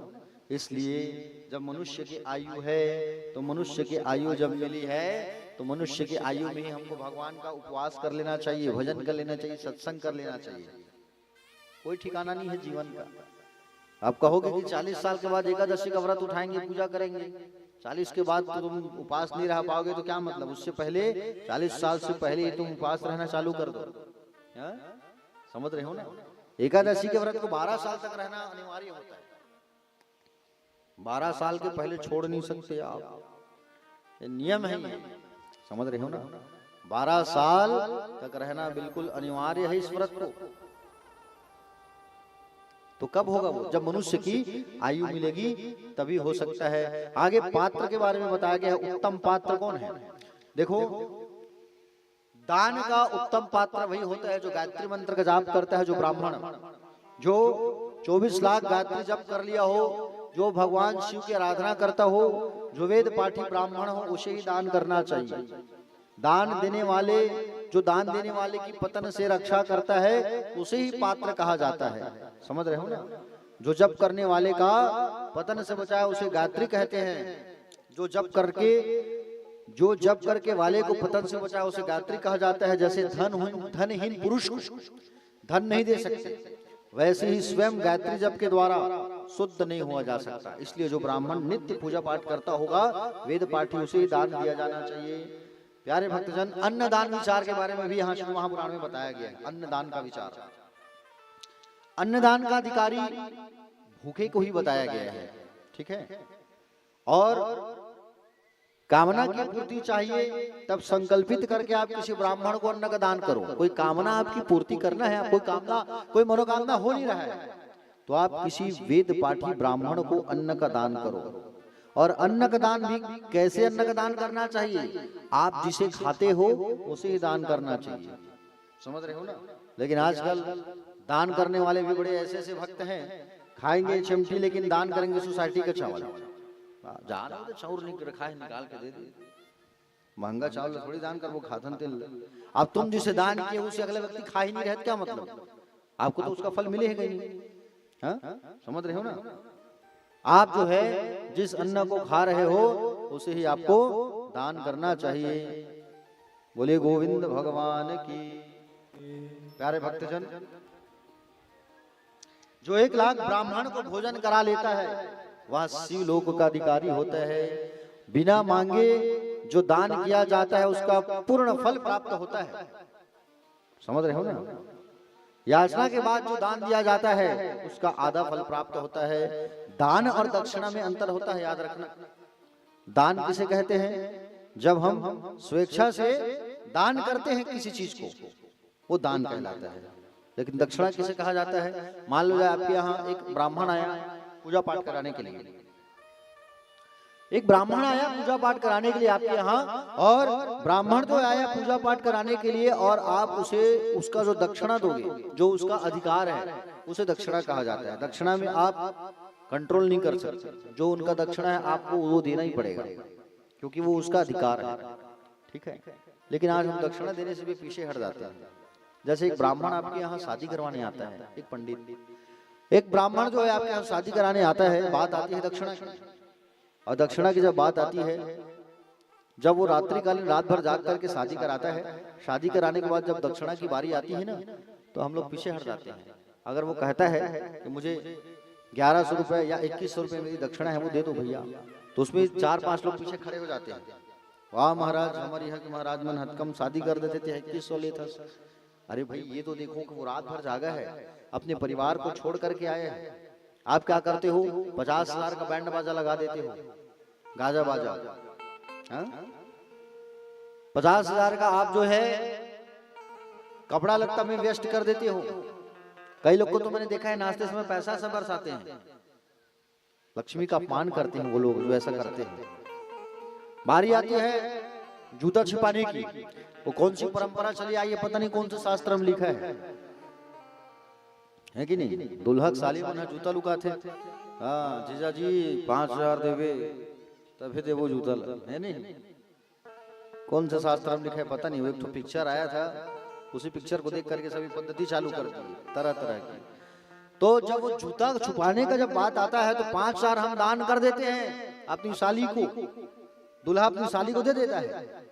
समझ रहे हो ना? लेकिन वो रात भर जो जागा है पंडित जी जो आचार्य, जब उनकी बारी आती है दक्षिणा की, तो हम सोचते हैं दान करने के लिए, अरे मुख्य काम तो वही कर रहा है जीवन मिलाने का, अगर वो नहीं होता तो सोचो शादी नहीं होता। तो दान और दक्षिणा दोनों में अंतर मैंने आपको बताया। जो आपका मन करता है, आप जो देते हो अगले व्यक्ति को, वो कहलाता है दान, तो स्वेच्छा से करते हो। और दक्षिणा जो होती है उस पे उनका अधिकार होता है ब्राह्मण का। प्यारे भक्तजन, जो गायत्री जापक ब्राह्मण होता है उसे ही दान देना चाहिए। जाति मात्र के ब्राह्मण को दान देने पर भूतल पर 10 वर्ष भोग का प्राप्त होता है। 10 वर्ष भोग प्राप्त करने का फल प्राप्त होता है। वेद वेत्ता ब्राह्मण को जब हम दान करते हैं अन्न का, स्वर्ण का, मुद्रा का, तो स्वर्ग के देवताओं के 10 वर्ष भोग प्राप्त फल प्राप्त होता है। विष्णु भक्त ब्राह्मण को जब हम दान करते हैं तो वैकुंठ की प्राप्ति होती है। शिव भक्त ब्राह्मण को जब हम दान करते हैं तो हमें कैलाश की प्राप्ति होती है। और दान का बड़ा महत्व होता है प्यारे। दान जो होता है उसे हमें बड़े अच्छे से करना चाहिए। एक सेठ जी थे। कौन थे? एक सेठ जी। एक सेठ जी थे, अब उसका नाती नहीं हो रहा था, वो रोज हनुमान जी के मंदिर जाते थे। वो सेठ जो है कहाँ जाते थे? जोर से बोलो। हनुमान जी के मंदिर जाते थे वो सेठ जी। पुजारी जी से कहे, पुजारी जी मेरे लिए कोई याचना कर देना, आप मेरा एक बेटा हो जाए, एक नाती हो जाए। मेरे बेटे का नाती नहीं हुआ है। बोले ठीक। आप एक काम करना सेठ जी, अगले मंगलवार को आना, और मंगलवार को जब आओगे तो 1 दर्जन केला चढ़ाना। कितना दर्जन? 1 दर्जन केला चढ़ाना हनुमान जी में भोग के लिए। बोले ठीक है। और मंगलवार को सेठ गया हनुमान जी के मंदिर, और मंदिर जाने के पहले याद आया केला चढ़ाना है। अब वो केला लेने गया। केला का 4 दुकान लगा था, 4 ठेला। वहां पर वो आया केला लेने के लिए। बोले एक केला की दुकान वाले से पूछा, बोले केला कितना लगाया भैया? 100 रुपया दर्जन। ओहो बहुत महंगा लगा रहे हो तुम। दूसरा ठेला वाला के पास गए, पूछे जाकर के कितना लगाया तुम भैया? तो कहा कि बोले 80 रुपया। ओहो तुम भी बहुत महंगा लगा रहे हो। तीसरा ठेला वाला के पास गए और जाकर पूछा तुम कितना लगाए केले का दाम? बोले 60 रुपया। ओहो केला जैसे केला नहीं और 60 रुपए लगा रहे हो तुम। चौथा ठेला वाला के पास गए जाकर के पूछे भैया केला लेना है एक दर्जन कितना लगा? तो कहे 20 रुपया है। अरे वाह, तुम बहुत सज्जन व्यक्ति हो, 20 रुपया दाम हो, दो, 1 दर्जन दो केला। अब वो सेठ जो है 20 रुपया दर्जन वाला केला लेके कहाँ गया? हनुमान जी के मंदिर। और हनुमान जी के मंदिर जब गया तो हनुमान जी के मंदिर पर जा करके 20 रुपया वाला वो केला जो है चढ़ाता है। और 1 साल बाद उसके घर में एक नाती आता है, ठीक है। अब 1 साल बाद एक नाती आया, नर्स लोग अब दिए, लो दादा बन गया, पकड़ो अपनी नाती को। अब वो पकड़ा अपने नाती को, पकड़ा हुआ है, सिर में हाथ रखा है और सिर जो है पीछ पीछ कर रहा है, एकदम टमाटर जैसा। मुंडी जो है वो नर्स के हाथ में बच्चा को दिया, तुरंत हनुमान जी के मंदिर चले गया पुजारी के पास। अब पुजारी जी के पास जाकर के लड़ाई करने लगा, पुजारी जी अरे आपने कैसा प्रार्थना किया था हनुमान जी से, नाती तो मिल गया लेकिन नाती का जो मुंडी है वो पिच पिच कर रहा है। उन्होंने कहा कि बोले एक बात बताओ, कौन सा केला चढ़ाए थे तुम हनुमान जी में, कौन सा केला चढ़ाए थे? बोले 20 रुपए वाले। तुम जो केला चढ़ाए थे ना सेठ जी, वो केला भी पीछ पीछ कर रहा था, ठीक है। जैसे हनुमान जी खाना क्या छूना पसंद नहीं किए, तुम पीछ पीछ वाला केला चढ़ाए हो इसलिए तुम्हें पीछ पीछ वाला नाती मिला है। मैंने ठोस केला चढ़ाया जिसका ठोस नाती मिलती है। तो हम जैसा करते हैं वैसा ही हमको प्राप्त होता है। इसलिए दान भी जब हम करते हैं तो सोच समझ करके अच्छी वस्तुओं का हमको दान जो है करना चाहिए। समझ रहे हो ना? चलो एक बार हाथ उठाओ, एक भजन करते हैं महाकाल का। हाथ उठा करके कहो हर हर महादेव, बोले काशी विश्वनाथ भगवान की जय।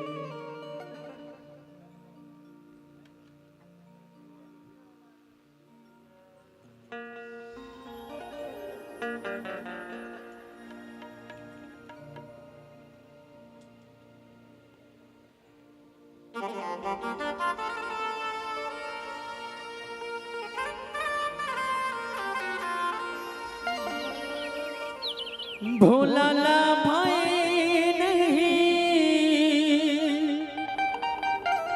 लड्डू न पेड़ा,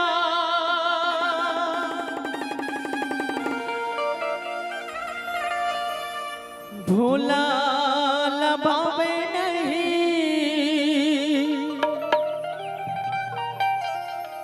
लड्डू न पेड़ा,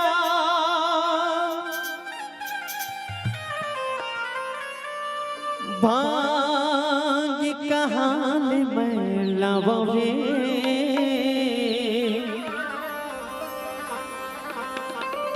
भोला नहीं माने मोरे शंकर नहीं माने, भोला ला कैसे मैं मनावो रे, मोरे भोला नहीं माने। दादा दिना दिधा दिना तिरकित कित गिर दादा दिना दिधा दिना तिरकित कित गिर दा तिरकित कित गिर दा तिरकित कित गिर। ओम नमः शिवाय, ओम नमः शिवाय, ओम नमः शिवाय, ओम नमः शिवाय, ओम नमः शिवाय, ओम नमः शिवाय, ओम नमः शिवाय, ओम नमः शिवाय।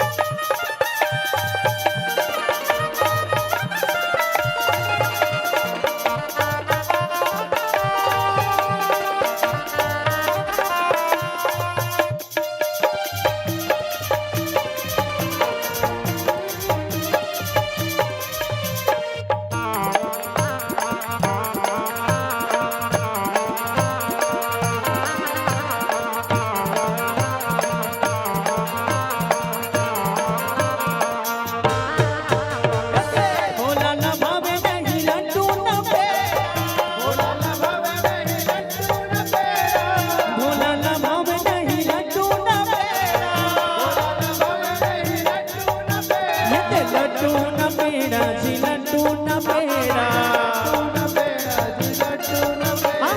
लड्डू न पेड़ा जी लड्डू न पेड़ा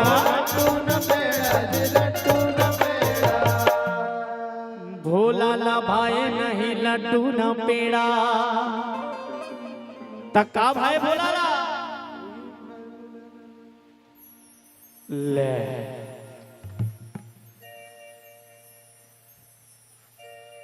जौन बनेगा डॉन का खाते हो भोला दाई ए दाई अरे भांग कहाँ ले मैं लवे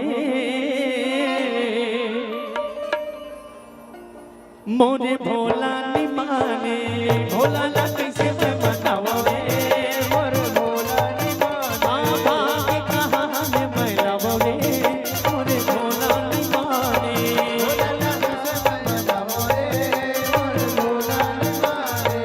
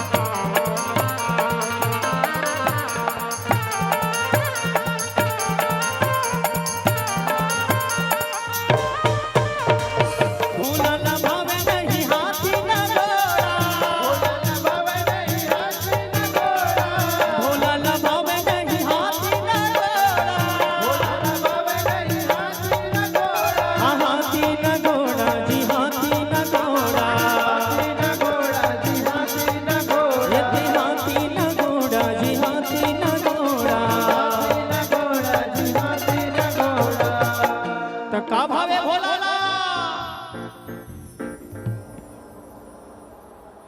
हमारे लेकर सब सीखते जी कौन ताली बजा कौन ताली नहीं बजाते तुम्हारे गांव में तरिया है भी नहीं तरिया सुखा गया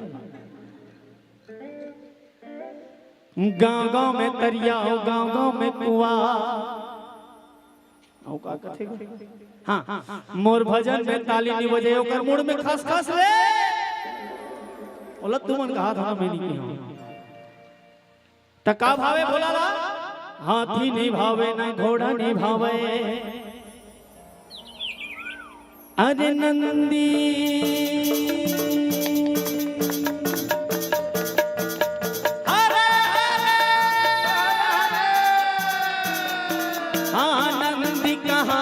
मैं लवरे मोरे भोला निमाने कैसे मैं मनवरे मोरे भोला निमाने भोला ना कैसे मैं मनवरे मोरे भोला निमाने भोला कैसे मैं मनवरे मोरे भोला निमाने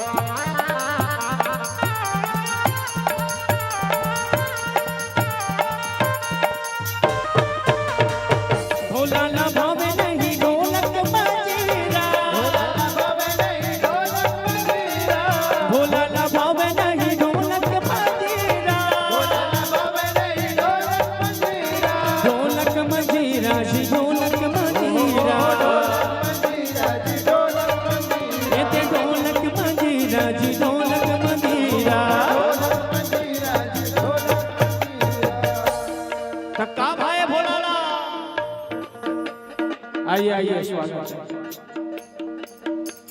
डमरू कौन कौन देखे हो? अच्छा बाकी जन हाथ में उठाए थे नहीं देखे। अरे डमरू कहानी मैला बोले बोला देवादेव महादेव की।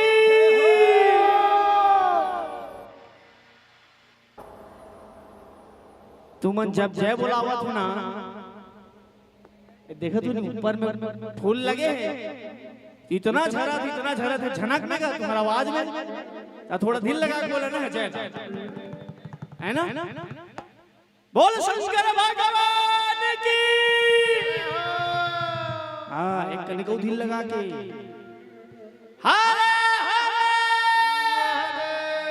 अब बिल्कुल नहीं बोलना है, एकदम कले चुप। बोल शंकर भगवान की। अरे डमरू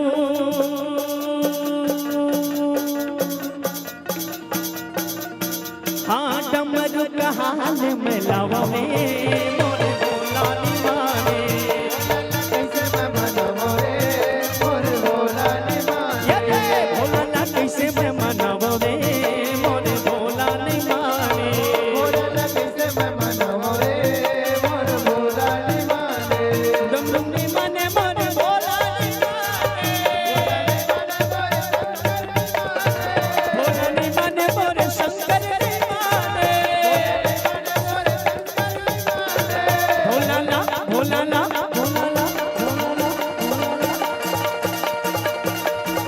शंकर ने कैसे मैं मनावो रे मोरे भोला निवारे कैसे मैं मनावो रे मोरे भोला निवारे भोला ना कैसे मैं मनावो रे मोरे भोला निवारे कैसे मैं मनावो रे मोरे भोला निवारे भोला कैसे मैं मनावो रे मोरे भोला निवारे भोला कैसे मैं मनावो रे मोरे भोला निवारे भोला निवारे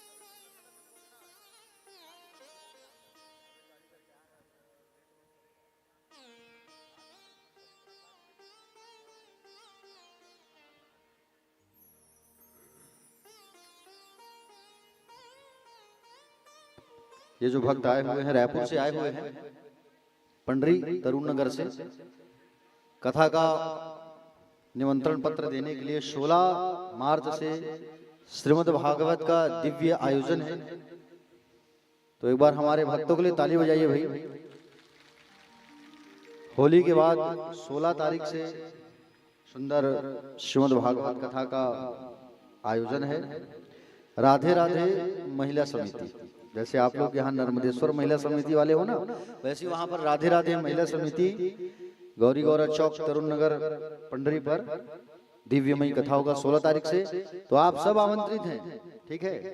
रायपुर वाले में जब कोटा आ सकते हैं तो कोटा वाले में रायपुर जा सकते हैं, जा सकते नहीं, सबको आना है, ठीक है। तो सबको आना है।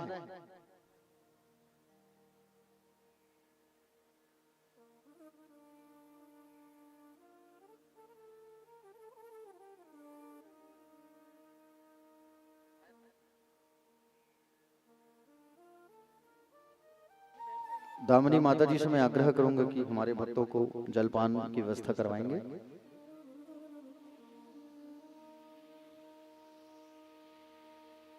आज वैसे दो खुशखबरी, ये भी तो खुशखबरी है, और दूसरा खुशखबरी ये भी है कि बोले हमारे गांव में दिसंबर माह में भी हम शिव महापुराण कथा के लिए फोन आया था, जहां से मैंने अपने गृहग्राम से कथा की शुरुआत की थी सन 2015 में।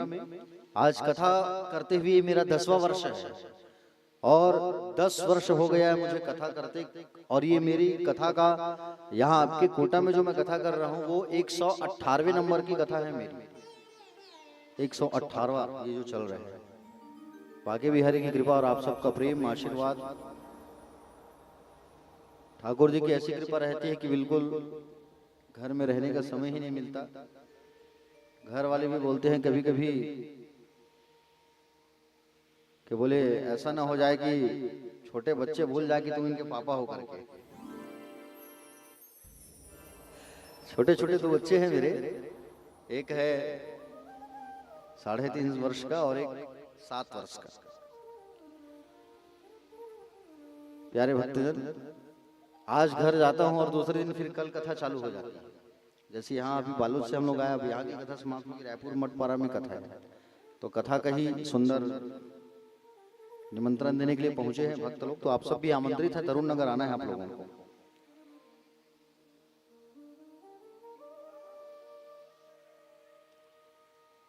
स्वागत है भी आपका। उस दिन आप बढ़िया अनाउंसमेंट कर रहे थे और हम कल इंतजार किए आपका, आज आप दर्शन दे रहे हो। आइए आइए विराजिए, बैठिए। प्यारे भक्तजन, देखो सूत जी महाराज जो है 88,000 ऋषियों को सुंदर कथा बताने लगे। आगे बताया गया है कि दशांग युक्त भोजन, देखो दशांग युक्त भोजन क्या होता है, इससे फायदा क्या है और होता क्या है। कल शिवरात्रि है, कल अगर आपके यहाँ कोई आचार्य जी आते हैं पूजा करवाने तो आप उन्हें भोजन जरूर करवाना, क्योंकि दशांग युक्त भोजन से जो कामनाओं की पूर्ति होती है उनके बारे में बता रहा हूं। बड़े ध्यान से सुनना, बड़े फायदे की चीज बता रहा हूं आपको। जो व्यक्ति रविवार के दिन किसी ब्राह्मण को दशांग युक्त भोजन कराता है, ये दशांग क्या है? दशांग हवन काला की थन होम में डार्थन आगे में, वो दशांग नहीं। 10 स्टेप जो होता है, 10 प्रक्रिया, उसे दशांग कहा जाता है। तो जो रविवार के दिन ब्राह्मण को बुला के दशांग युक्त भोजन कराता है वह अगले जन्म में 10 वर्ष तक निरोग रहता है। जो व्यक्ति रविवार के दिन 10 ब्राह्मण को भोजन कराता है वह अगले जन्म में 100 वर्ष तक निरोग रहता है। दशांग युक्त भोजन किसे कहते हैं? बहुमान मथावान मभ्यंगम पाद सेवनम वासो गंधार्य चरणम चा धृता पुपरसोत्तरम षडंगम व्यंजनम च ताम्बूलम दक्षिणोत्तरम नमस्सानुगमश्चैव स्वन्नदानम दशांगकम। कहा गया है सम्मान पूर्वक बुलाना, ये पहला स्टेप है। आप किसी ब्राह्मण जी को मोबाइल के माध्यम से चाहे घर जाके कहोगे कि हे ब्राह्मण देवता विप्र देवता आप हमारे यहाँ इस दिन भोजन करने आपको आना है, ठीक है? ये पहला स्टेप हुआ, सम्मान पूर्वक बुलाना। दूसरा है जब वो आ जाए तो ललाट पर चंदन लगाना, ठीक है? बने ध्यान से सुन तो करना है, अगले साल कथा है तो गांव तो घर में। हमारे साउंड वाले हैं ये प्रियाकांत साहू जी, ग्राम लखौली आरंग से आए हुए हैं और विगत 9 वर्षों से मेरे साथ कंटिन्यू साउंड सिस्टम लेके चल रहे हैं। आज 9 साल हो गया और अगले वर्ष इनके यहाँ श्रीमद् भागवत की कथा है ग्राम कुगरा में। तो ध्यान से सुन रहे हैं कैसे करना है, गुरु जी कैसे बुलाऊं, ऐसे की कथा ध्यान से सुना। दशांग युक्त कहा था। तो प्यारे भक्तजन, पहला है सम्मान पूर्वक बुलाना। दूसरा है जब वो आए तो उनके ललाट पर चंदन लगाना। क्या लगाओगे आप? ललाट पर चंदन लगाना है आपको। तीसरा क्या है? पाद सेवन। पाद सेवन मतलब पैरों को धोना। जब कोई ब्राह्मण हमारे घर आता है ना प्यारे भक्तजन, पहले पैर को धोया करो और धो करके चरणामृत पान किया करो। क्यों? क्योंकि ब्राह्मणों के पैर को ब्राह्मणों को चलते फिरते हुए तीर्थ कहा गया है। कोई भी ब्राह्मण आए, ठीक है, तो उनका पैरों को पहले धोना चाहिए, धो करके चरणामृत लेके घर पर छिड़कना चाहिए, याद रखना। ये तीसरा स्टेप हुआ। पाद सेवन, सम्मान करो, वस्त्र भेंट करो, ये चौथा स्टेप। पांचवा है गंध आदि से पूजन, चंदन कुमकुम गुलाल फूल माला से उनका स्वागत पूजन। उसके बाद सुंदर भोजन के लिए बैठा है, भोजन जब कराए उनको तो घी का मालपुआ जरूर बनाए। घी का मालपुआ, मालपुआ किसे कहते हैं? आप अगहन का उपवास रखते हो आप लोग, तो अगहन में कई लोग बनाते हैं, जिसे कई लोग छत्तीसगढ़ी में बबरा भी कहते हैं, है ना। वो उस मालपुए को बनाना है और रसों का व्यंजन, एक फल का व्यंजन जरूर रखिए। फल ना हो तो दही है तो दही का शरबत जरूर रखिए, ठीक है। उसके बाद में उनको दक्षिणा देना और तांबुल मतलब पान, उनको पान खिलाओ, मीठा पान। दूसरा प्रणाम करना है और उसके बाद में फिर अनुगमन करना है कि आप पुनः पधारे। ये 10 स्टेप करोगे आप तो इसे दशांग युक्त भोजन कहा जाता है, ठीक है। फिर से बता रहा हूँ, ध्यान से सुनो। जो जो चीज मैं बता के जा रहा हूँ उसको प्रैक्टिकल करना आप लोग, तभी उसका फल मिलेगा। सुनने के बाद उसे भूल जाओगे तो उसका कोई लाभ नहीं मिलेगा आपको। पहला आपको करना है सम्मान पूर्वक बुलाना है, दूसरा ललाट पर चंदन लगाना है, पाद सेवन पैरों को धोना है, वस्त्र भेंट करना है, गंध आदि से पूजन करना है, फूल माला पहनाना है, घी के माल पुए आदि का भोजन कराना है, व्यंजन रस, उसके बाद दक्षिणा देना है, तांबुल खिलाना है, नमस्कार करना है और फिर से आप पुनः पधारिए कहना है। ये किसको कहते हैं? दशांग युक्त भोजन। दशांग भोजन किसको कराने से क्या लाभ होता है? पहला, अगर आपका जो बच्चा है वो पढ़ाई में कमजोर है, ध्यान से सुनो आप, जिनका बेटा पढ़ाई में कमजोर है, विद्या की अगर कामना हो तो बालकों को दशांग युक्त भोजन कराओ। ब्राह्मण के बालक को बुला करके भोजन कराओ, ठीक। दूसरा, पुत्र की कामना है, संतान अगर नहीं है तो पुत्र की कामना है तो युवक ब्राह्मणों को दशांग युक्त भोजन कराने से संतति की, संतान की प्राप्ति होती है। तीसरा, ज्ञान चाहिए तो वृद्ध ब्राह्मणों को दशांग युक्त भोजन कराओ। बुद्धि की कामना हो, बुद्धि भ्रष्ट हो गई महाराज जी, तो शादी हो गया फिर भी इसके पास बुद्धि नहीं है, ऐसा कहते हैं ना, तो उस कंडीशन में आप 5 से 8 वर्ष की बालिकाओं को, ब्राह्मण की बच्चियों को, बेटियों को बुला के भोजन कराओ। दूसरा, सुख भोग की कामना अगर हो तो 10 युवतियों को, 10 ब्राह्मण की पत्नियों को या 10 युवतियों को, जो बेटियां बड़ी हो गई है उस ब्राह्मण की बच्चियों को बुला करके आप भोजन कराएं या ब्राह्मण पत्नियों को भोजन कराएं, ठीक है। आत्मज्ञान की इच्छा हो तो वृद्ध ब्राह्मण की स्त्रियों को बुला करके हमको भोजन कराना चाहिए। ब्राह्मणों को भोजन कराने से बहुत बेनिफिट होता है, ठीक है। अगर किसी कन्या की विवाह नहीं हो रही है तो किसी ब्राह्मण को अपने घर पर बुलाइए, उन्हें खीर खिलवाइए और खीर का प्रसादी ब्राह्मण के हाथों से खीर का प्रसादी उस कन्या को या उस पुत्र को खिलाइए जिनका विवाह नहीं हो रहा है, ठीक है। ऐसा करने से आपकी कामना, मनोकामना जरूर पूरी होती है, ठीक है। प्यारे भक्तजन, ब्राह्मण को भोजन कराने से शील तथा उच्च वृत्ति या गुरु दक्षिणा में मिला धन उत्तम कहा गया है। देखो, क्षत्रिय को शौर्य की प्राप्ति होती है और वैश्य को व्यापार की प्राप्ति होती है, सेवक को सेवा वृत्ति की प्राप्ति होती है और स्त्री को पति से प्राप्त धन ही उत्तम धन कहा गया है। आगे बताया गया है दानों के बारे में। भूमि का दान करने से प्रतिष्ठा की प्राप्ति होती है। तिल का दान करने से, किसका दान करने से? तिल का दान करने से बलवर्धक एवं मृत्यु का निवारक कहा गया है। स्वर्ण दान करने से वीरदायक की प्राप्ति होती है। घी का दान करने से पुष्टि की प्राप्ति होती है और वस्त्र दान करने से आयु बढ़ती है। समझ रहे हो ना? वस्त्र दान करने से आयु में हमारी वृद्धि होती है। अगर आपके पास कुछ भी ना हो तो मन और वाणी से आप भगवान की पूजा कर सकते हो, ठीक है। मन और वाणी से आप जो है भगवान की पूजा कर सकते हैं। वैसे पूजन का भी यहाँ पर स्टेप बताया गया है, ठीक है। सबसे पहले तो मैं आपको बताऊं कि कौन कौन सा वस्तु चढ़ाने से क्या क्या प्राप्ति होती है। ठीक है, फिर आगे बात सुनना आप। देखो, भगवान की अभिषेक करने से आत्म शुद्धि की प्राप्ति होती है। अभिषेक मतलब आप जो लोटा लेकर के जल चढ़ाने जाते हो भगवान शंकर पर, उससे बेनिफिट क्या होता है? जब भगवान शंकर पे आप जल चढ़ाते हो ना, तो आत्म शुद्धि होता है आपका, और आत्म जब शुद्धि होता है तब यहाँ पर भक्ति का प्राकट्य होता है।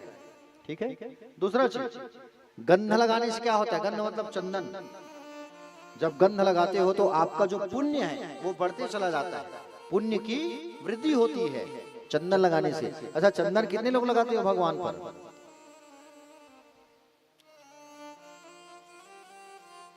हाँ, कैसे लगाते हो भगवान ला चंदन? गुलाल धर के जाता हो बिल्कुल, जय भगवान शंकर जी, ऐसे थोड़ी लगाते हो। कौन सी उंगली में लगाते हो? 3 उंगली से, ऐसा त्रिपुंड। ठीक, त्रिपुंड ही लगाया करो। ठीक है। दूसरी बात, जब चंदन लगाते हो 3 उंगली से शिवलिंग पर, तो याद रहे आपके हाथों में नाखून जो है वो शिवलिंग पर स्पर्श नहीं होना चाहिए, नहीं तो पूजन का फल नहीं मिलता। ठीक है। अब ईमानदारी से बताओ, काकर काकर हाथ के नख बड़े बड़े हवा थे? नहीं, उपाधि मिला है उन लोगों को जिनके हाथ में नाखून बड़ा होता है, उनके लिए एक उपाधि है। उनको शास्त्र में क्या कहा गया है बताऊं? पहले बताओ, काकर काकर हाथ के नख बड़े बड़े हैं। वैसे दाई मल्ला बड़ा शौक रहे थे नख बड़ा है कि एक ठन ने 2 ठन ऐसे मारे रहे थे नख। किनको किनका नख बड़ा है बताइए? चलो, ककरो नहीं हाथ में नख पक्का? ठीक है, जब मैं एक आध दिन देखूंगा ना, जब तुम पूजा पाठ करत रहो तब पकड़ू मैं। देखो, नाखून जिनका बड़ा होता है उनको शूर्पणखा की उपाधि मिली है। बोलो भक्त वत्सल भगवान की। ठीक है। नाखून जिनका बड़ा होता है उनके हाथों से पानी नहीं पीना चाहिए, उनके हाथों से भोजन नहीं करना चाहिए। तो जब आपका नाखून बड़ा रहेगा तो आप भगवान पे जल डालोगे, रगड़ोगे, तो नख तो शिवलिंग पे स्पर्श होगा ना, तो वो नख स्पर्श नहीं होना चाहिए। अगर नख स्पर्श हो गया तो ये मान करके चलो कि पूजन का फल आपको नहीं मिलेगा। ठीक है, मत बताओ नाखून हवा के हो ही तो काट दो काली, आज मत काटो, आज मंगलवार है। ठीक है, और कल भी मत काटना, कल शिवरात्रि है। अब शुक्रवार को ही काटना अब सीधा। ठीक है। हाँ, बोलो भक्त वत्सल भगवान की हर हर। प्यारे भक्तजन, नैवेद्य चढ़ाने से भगवान को क्या प्राप्ति होती है? नैवेद्य चढ़ाने से क्या होता है? आयु बढ़ती है। ठीक है, क्या बढ़ती है? जोर से बोलो। आयु बढ़ती है। भगवान शंकर को कौन सा नैवेद्य प्रिय है? भगवान शंकर की आप लोग पूजा करते हो। अच्छा बताओ, भगवान शंकर को क्या पसंद है भोग में?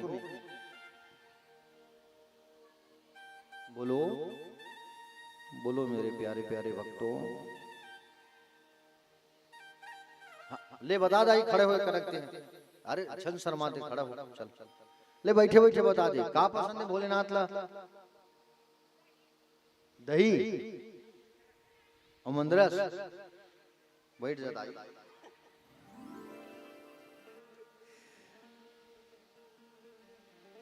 दही और शहद मिश्री तो भगवान कृष्ण को पसंद है। ठीक ठीक ठीक।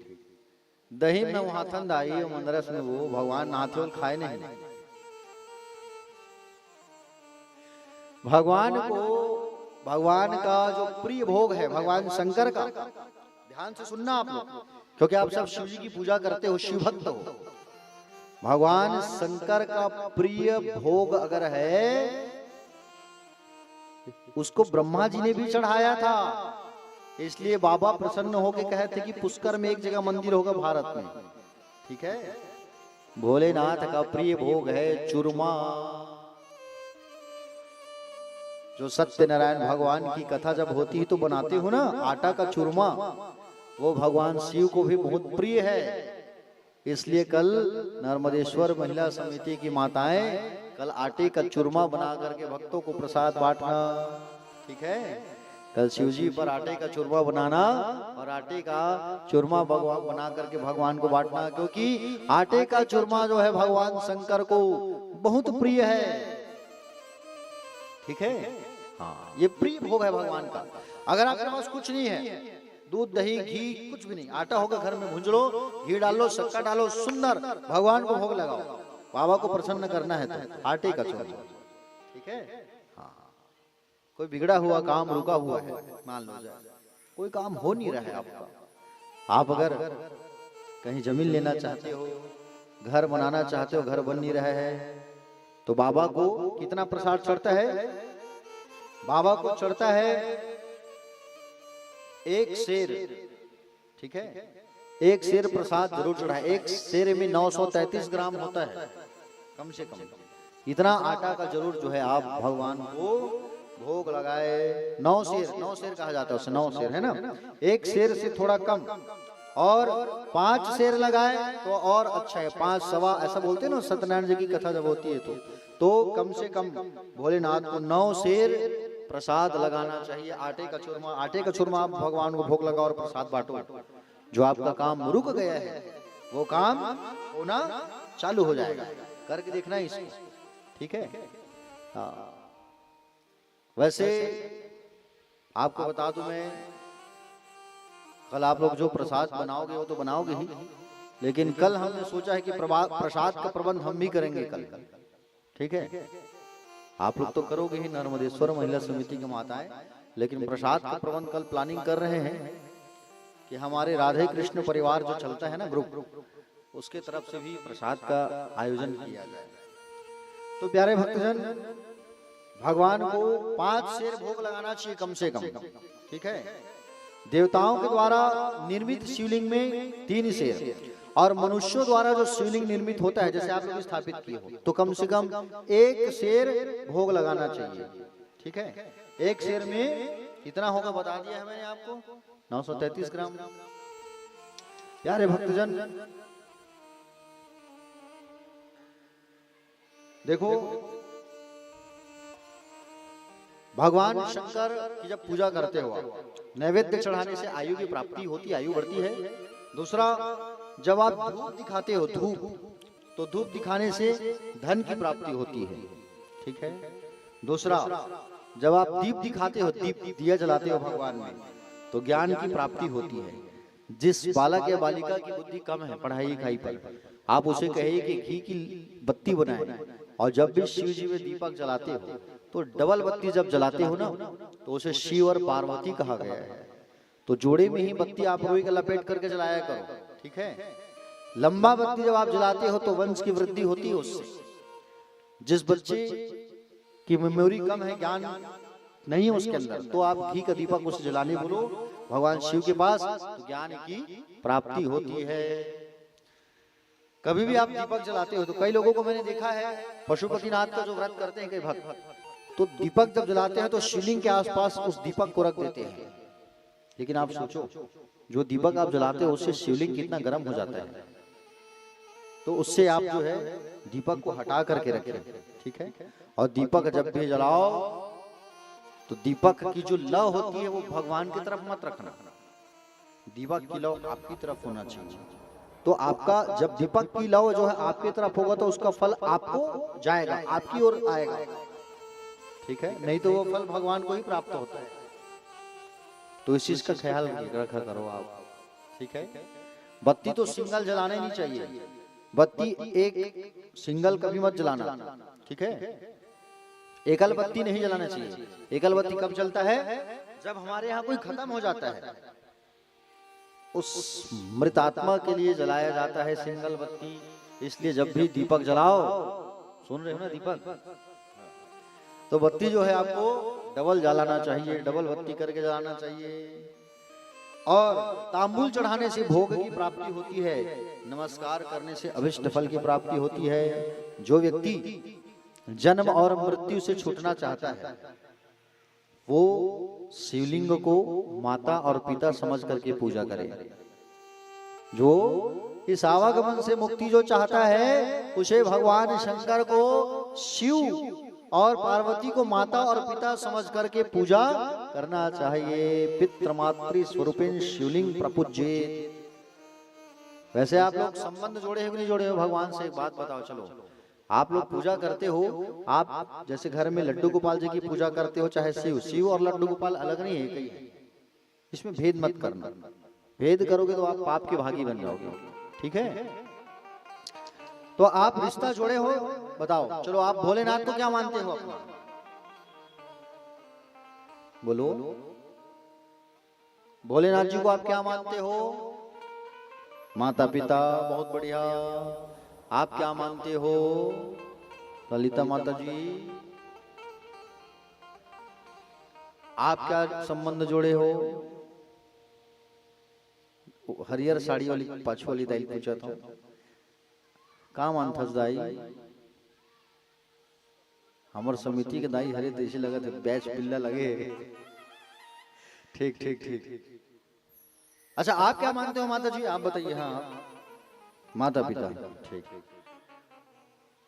भगवान से जब तक आप संबंध नहीं जोड़ोगे, मैं इसलिए पूछ रहा हूँ क्योंकि आपका कुछ भला ही करवाना चाहता हूं, मैं इसलिए पूछ रहा हूँ। आप क्या मानते हो मधु जी? हाँ, तय का मानथस नो नहीं ले बता पिताजी। हाँ, बहुत बढ़िया। देखो, भगवान से एक संबंध जब तक नहीं जोड़ोगे तब तक भगवान तुम्हारी ओर नहीं निहारेंगे। मान लो जाए आप अपने किसी सगे संबंधी को फोन करते हो, मान लो जाए आप अपने भाई को फोन किए, भाई बहुत तकलीफ है, दौड़ के आओ, तो भाई रातों रात दौड़ क्या करे, मोर भाई का ऐसा आएगा कि नहीं आएगा? मोर भाई तकलीफ है, चल तुरंत गाड़ी निकाल। उसी प्रकार से जब तक भगवान को आप एक संबंध में नहीं जोड़ोगे, एक रिश्ता में नहीं जोड़ोगे, तब तक भगवान आपकी पुकार नहीं सुनेंगे जल्दी। हाँ, ठीक है। इसलिए मैं कहता हूं कि दोनों हाथ उठा करके कहो एक बार, क्या कहो? हर हर। ऐसा। अब माता पिता आप माने हो भगवान को, तो भगवान हमारे माता पिता हैं, हम उनके क्या हुए? बच्चे।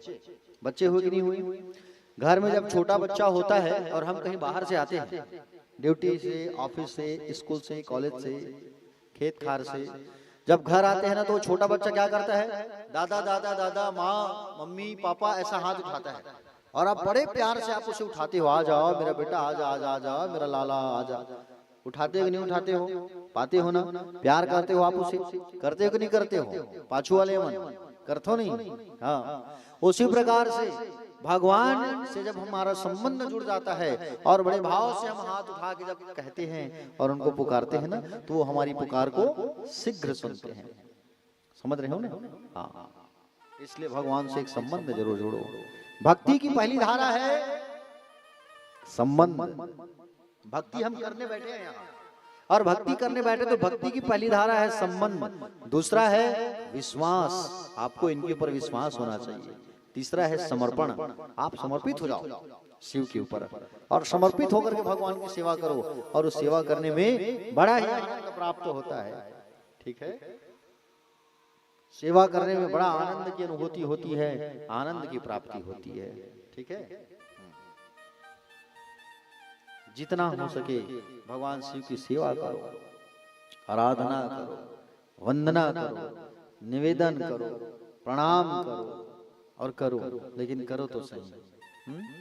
समझ रहे हो ना प्यारे भक्तजन? शिव पूजन के 4 अंग होते हैं। ठीक है, शिव पूजन के 4 अंग। पहला है रुद्राक्ष, दूसरा है भस्म, और तीसरा है मंत्र जाप, और चौथा है पूजा। ठीक है, तो पहले आपको मैं रुद्राक्ष के बारे में बताता हूं। आज भगवान शंकर जो है सहस्त्र वर्षों तक तपस्या में लीन थे, और तपस्या में जब लीन थे उसी समय अचानक जन कल्याण के लिए जब उनका नेत्र खुला तो भगवान शिव की आंख से एक बूंद आंसू टपका। अश्रु जो टपका उससे ही रुद्राक्ष की उत्पत्ति हुई है। ठीक है, जो एक बूंद आंसू टपका है भगवान शिव की आंखों से, वो एक बूंद आंसू जो गिरा उसी आंसू से भगवान का दिव्य ये रुद्राक्ष उत्पन्न हुआ है। ठीक है, रुद्राक्ष वैसे 15 प्रकार की होती है। कितने प्रकार की? जोर से बोलो, कितने प्रकार की होती है? 15 प्रकार की होती है रुद्राक्ष जो है। ठीक है, और रुद्राक्ष जो है 15 प्रकार की होती है। उस क्रम पर सबसे पहला कौन सा रुद्राक्ष आता है? एक मुखी रुद्राक्ष। ठीक है, एक मुखी रुद्राक्ष। ये एक मुखी रुद्राक्ष जो होता है प्यारे भक्तजन, एक मुखी रुद्राक्ष जो होता है ना, इसे धारण करने से क्या होता है? भुक्ति और मुक्ति की प्राप्ति होती है। और शिव इनका दर्शन करने से ब्रह्म हत्या का भी पाप दूर होता है। एक मुखी रुद्राक्ष का दर्शन करने से। और इन्हें धारण करने का जो मंत्र है वो है ओम ह्रीम नमः। रुद्राक्ष को कभी भी याद रखना, रुद्राक्ष को बिना पंचामृत से स्नान किए और शिवलिंग पर स्पर्श किए बिना धारण नहीं करना चाहिए, और मंत्र भी बोलना चाहिए। ठीक है, तो रुद्राक्ष का कौन सा रुद्राक्ष का क्या क्या मंत्र है, ये मंत्र आपको मैं बता रहा हूं, बिल्कुल ध्यान से सुनना आप। ठीक है, अगले क्रम पर है दो मुखी रुद्राक्ष। ये दो मुखी रुद्राक्ष में इतनी शक्ति होती है, धोखे से कहीं आपने गौ माता को, गाय को मार दिया और गौ हत्या का पाप कहीं लग गया, तो गौ हत्या का पाप अगर लग गया तो ये दो मुखी रुद्राक्ष धारण करने से वो पाप जो है दूर हो जाता है। इस दो मुखी रुद्राक्ष धारण करने का मंत्र होता है ओम नमः। अगले क्रम पर है तीन मुखी रुद्राक्ष। तीन मुखी रुद्राक्ष धारण करने से सभी साधनों की उपलब्धि होती है। मान लो जाए आपकी इच्छा है, आपने पैसा इकट्ठा किया है और उस पैसे से आप अपने लिए कुछ आभूषण लेना चाहते हो या कुछ खरीदना चाह रहे हो, वो नहीं हो पा रहा है, तो तीन मुखी रुद्राक्ष ला करके आप धारण कर लो तो आपको सभी साधनों की प्राप्ति हो जाती है। तीन मुखी रुद्राक्ष धारण करने का मंत्र है ओम क्लीम नमः। अगले क्रम पर है चार मुखी रुद्राक्ष। चार मुखी रुद्राक्ष धारण दूर होता है। ठीक है, क्या दूर होता है? दुख जो है दूर होता है। वैसे एक बात बताओ, अगर आपके जीवन में दुख आ जाए तो आपको क्या करना चाहिए? दुख में, जब दुख आ जाए तो दुख में कभी घबराना मत। ठीक है, दुख जब भी आए जीवन में घबराना मत, याद रखना। भगवान श्री कृष्ण जब पांडवों को कुछ कुछ दे रहे थे ना, तो वहां पर कुंती बुआ भी थी। कुंती कौन है? भगवान की बुआ है, पांडवों की मां। तो कुंती ने क्या मांगा था पता है आपको? कुंती ने भगवान से दुख मांगा था, प्रभु मुझे दुख दे दो। क्यों दुख क्यों मांगा था उन्होंने? इसलिए मांगा था दुख क्योंकि प्रभु जब दुख रहेगा ना तो आप मेरे साथ रहोगे, और सुख आ जाएगा तो मैं आपको भूल जाऊंगी। हमारे पास जब सुख आता है तो हम भगवान को भूल जाते हैं, और दुख आता है तब हम भगवान के नजदीक रहते हैं। रहते कि नहीं रहते हैं? इसी प्रकार आपके पास जब दुख आए ना तो घबराना मत। जब भी जीवन में दुख आ जाए बिल्कुल मत घबराना। जब दुख आ जाए ना उस स्थिति में केवल भगवान भोलेनाथ का स्मरण करना। और दुख जब रहेगा, अगर तुम दुखी हो तो ये मान करके चलो भगवान शंकर तुम्हारे साथ रहेंगे। हाँ जी, भगवान शंकर आपके साथ रहेंगे। इसलिए आप जो है कभी दुखी मत होना, और दुखी हो तो शिव के भक्तों को दुखी नहीं रहना चाहिए। ठीक है, जो दुखी होता है उनके साथ भगवान भोलेनाथ रहते हैं। ठीक है, अगले क्रम पर जो रुद्राक्ष है वो है पांचमुखी रुद्राक्ष, पंचमुखी जिसे कहते हैं, जिसे हर व्यक्ति धारण करता है पांचमुखी रुद्राक्ष को। सामान्यतः पांचमुखी रुद्राक्ष सबके गले पर होता है कि नहीं होता है? पंचमुखी रुद्राक्ष जो होता है, इस पंचमुखी रुद्राक्ष को कहा गया है स्वयं रुद्र, रुद्र स्वरूप कहा गया है। क्या कहा गया है? स्वयं रुद्र कहा गया है पांचमुखी रुद्राक्ष को। इसे धारण करने से पाप दूर होता है और इसे धारण करने का जो मंत्र है वो है ओम ह्रीम नमः। ठीक है। अगले क्रम पर है छह मुखी रुद्राक्ष।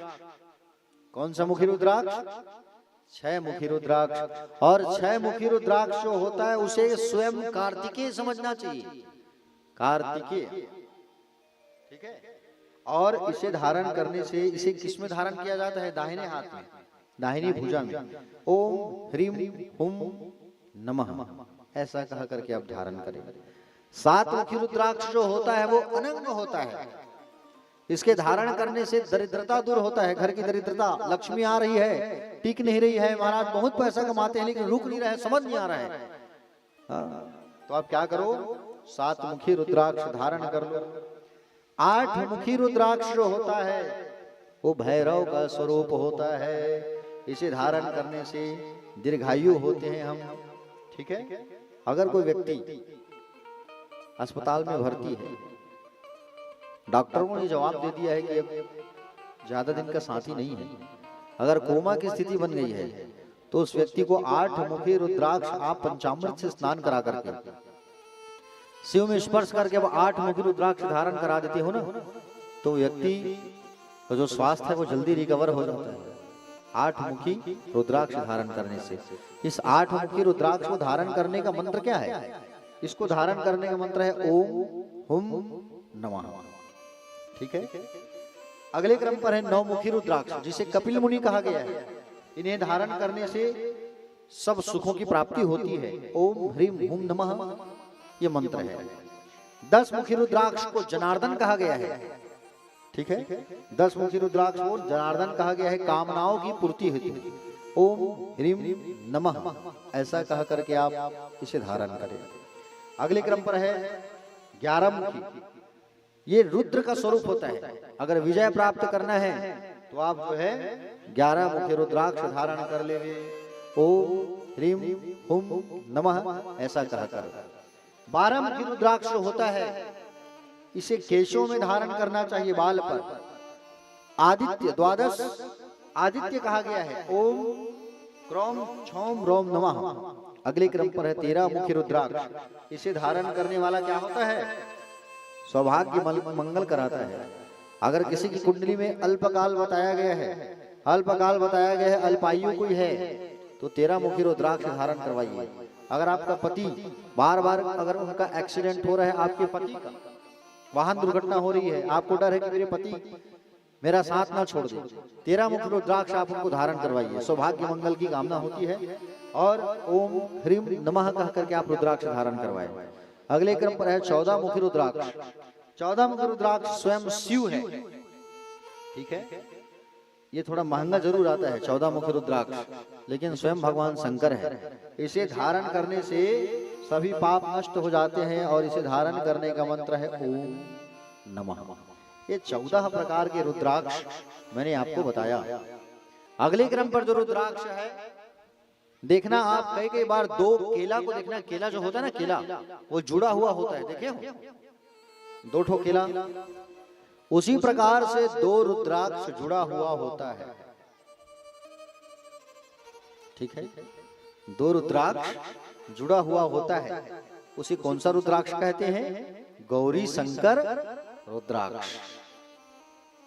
अगर आप इसे घर पर रख लेते हो ना, गौरी शंकर रुद्राक्ष को, तो आपके घर पर हमेशा शिव जी और पार्वती का वास होता है।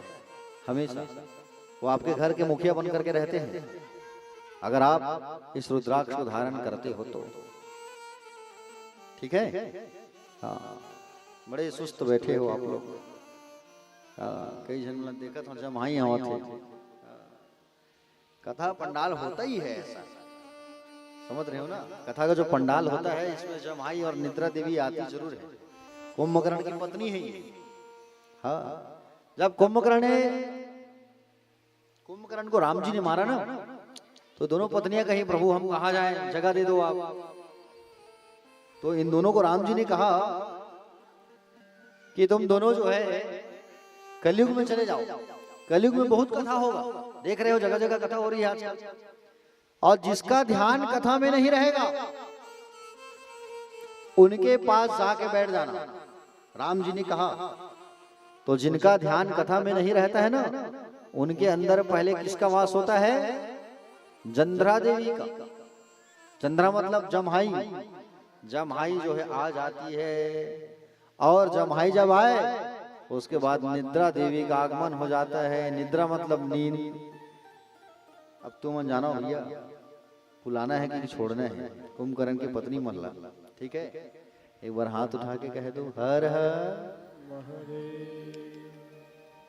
आप लोग कल एक भजन गा रहे थे, मैं सुन रहा था, यहाँ बैठा था मैं, उस भजन को गाते हैं ये, ठीक है? संगीत में कल आप लोग ढोलक में गा रहे थे, अभी ऑर्गन में गाते हैं, बढ़िया हमारे ढोल तबला नाल में गाते हैं, मजा आएगा, आनंद आएगा, ठीक है? चलो सब मेरे साथ गाना, और जिनको नाचना है वो नाचना भी चालू कर देना खड़े होकर, कोई दिक्कत नहीं। भगवान के सामने नाचने में कोई शर्म नहीं, कोई लाज नहीं। भगवान के सामने नाचोगे ना तो मान करके चलो हमारे शरीर का कष्ट दूर होगा, बिल्कुल, ठीक है? लोग आजकल जो है नाचने का भी व्यायाम करते हैं, मैंने देखा है। दामिनी माता जी बता रही थी, मोनू भैया जो है हमारे जुम्बा कराते हैं करके, है नहीं? आज आदमी लोग जो है डांस ही करते हैं, आपको बता रहा हूं मैं, समय निकाल के नाचते हैं, स्वास्थ्य अच्छा रहे करके, जुम्बा कहते हैं उसे शायद, आई थिंक, मुझे पता नहीं। तो भगवान के सामने नाचने में कैसा शर्म लाज है कि नहीं? अब हमार मंजक समझ नहीं रहनी था, मोनू भैया मेरे जाते हैं क्लास ज्वाइन करे बारे। चलो सब हाथ उठा के कहो एक बार हर हर। जब हर हर हर हर भोला गुरु महादेव, जब हर हर हर हर भोला गुरु महादेव।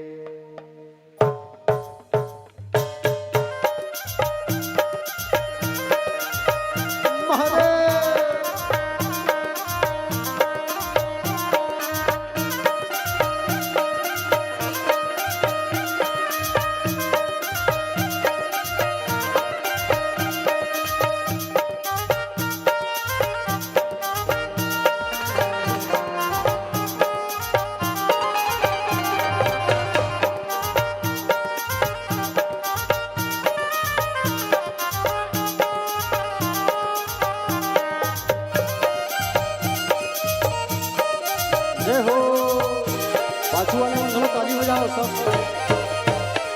जब हर हर हर हर भोला गुरु महादेव, जब हर हर हर हर गुरु महादेव, हर हर हर हर भोला गुरु महादेव, जब हर हर हर हर भोला गुरु महादेव। तुरपावे माँ विराजे महादेव, चंदन खड़ुआ, तुरपावे माँ विराजे महादेव, चंदन खड़ुआ, तुरपावे माँ विराजे महादेव, चंदन खड़ुआ, तुरपावे माँ विराजे महादेव, चंदन खड़ुआ। जब हर हर हर हर भोला गुरु महादेव, जब हर हर हर हर भोला गुरु महादेव, जब हर हर हर हर भोला गुरु महादेव, जब हर हर हर हर भोला गुरु महादेव।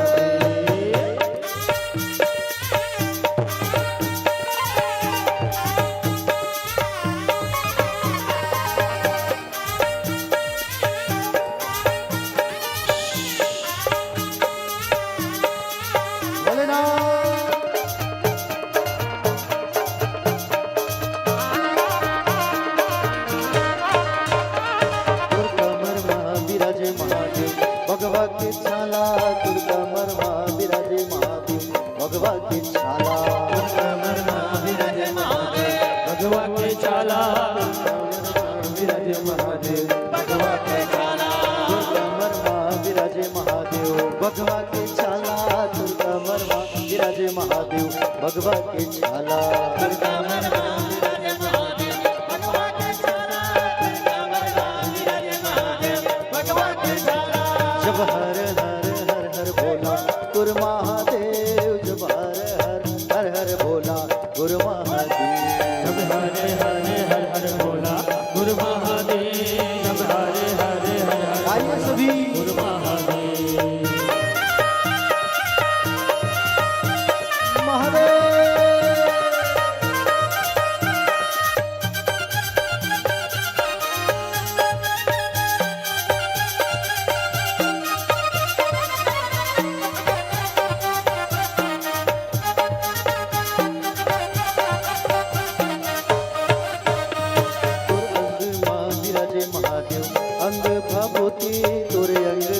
विराजे महादेव अंग भभूति विराजे महादेव अंगे विभूति अंगे विराजे महादेव अंगे विभूति दुर्गला माँ विराजे महादेव सरपन की माला दुर्गला माँ विराजे महादेव सरपन की माला दुर्गला माँ विराजे महादेव सरपन की माला दुर्गला माँ विराजे महादेव सरपन की माला जब हर हर हर हर बोला गुरु महादेव जब हर हर हर हर बोला गुरु महादेव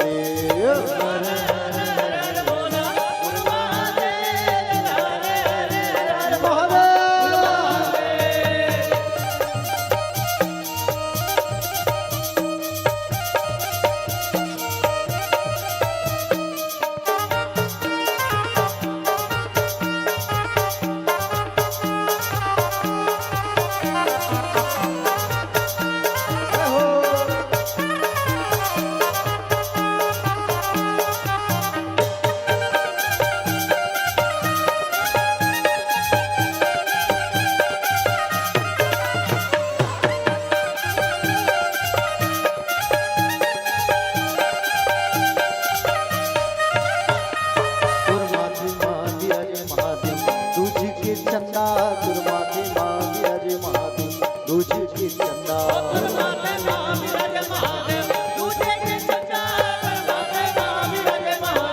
दूज के चंदा दुर्माथे माँ विराजे महादेव दूज के चंदा दुर्माथे माँ विराजे महादेव दूज के चंदा दुर्माथे माँ विराजे महादेव दूज के चंदा दुर्माथे माँ विराजे महादेव दूज के चंदा दुर्जटा माँ विराजे महादेव गंगा के धारा दुर्जटा माँ विराजे महादेव गंगा के धारा दुर्जटा माँ विराजे महादेव गंगा के धारा दुर्जटा माँ विराजे महादेव गंगा के धारा जब हर हर हर हर बोला गुरु महादेव जब हर हर हर हर बोला गुरु महादेव जब हर हर हर हर बोला गुरु महादेव जब हर हर हर हर बोला गुरु महादेव जब हर हर हर हर बोला गुरु महादेव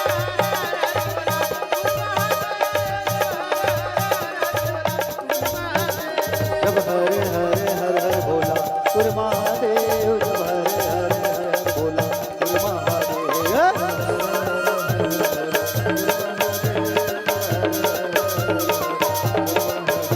जब हर हर हर हर बोला गुरु महादेव जब हर हर हर हर बोला गुरु महादेव हर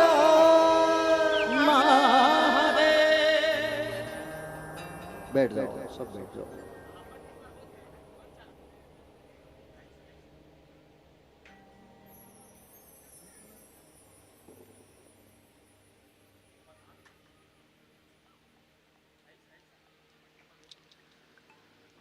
प्यारे भक्तजन रुद्राक्ष जब भी आप धारण करो ठीक है रुद्राक्ष आप जब भी धारण करोगे तो धारण करने के बाद कुछ कुछ चीजों की सावधानी आपको बरतना होगा। कौन कौन सा चीज? रुद्राक्ष आप गले में धारण किए हो और रुद्राक्ष आप धारण किए हो गले में और धारण किए हो गले में और उसके बाद कहीं आप घर में खा रहे हो। क्या खा रहे हो? नहीं खाता तो बता दो, टेंशन मत लो, मैं दूसरा मतलब कोई नहीं बताऊंगा। संडे वनडे के नहीं चला तो बताओ भाई, नहीं चले ना?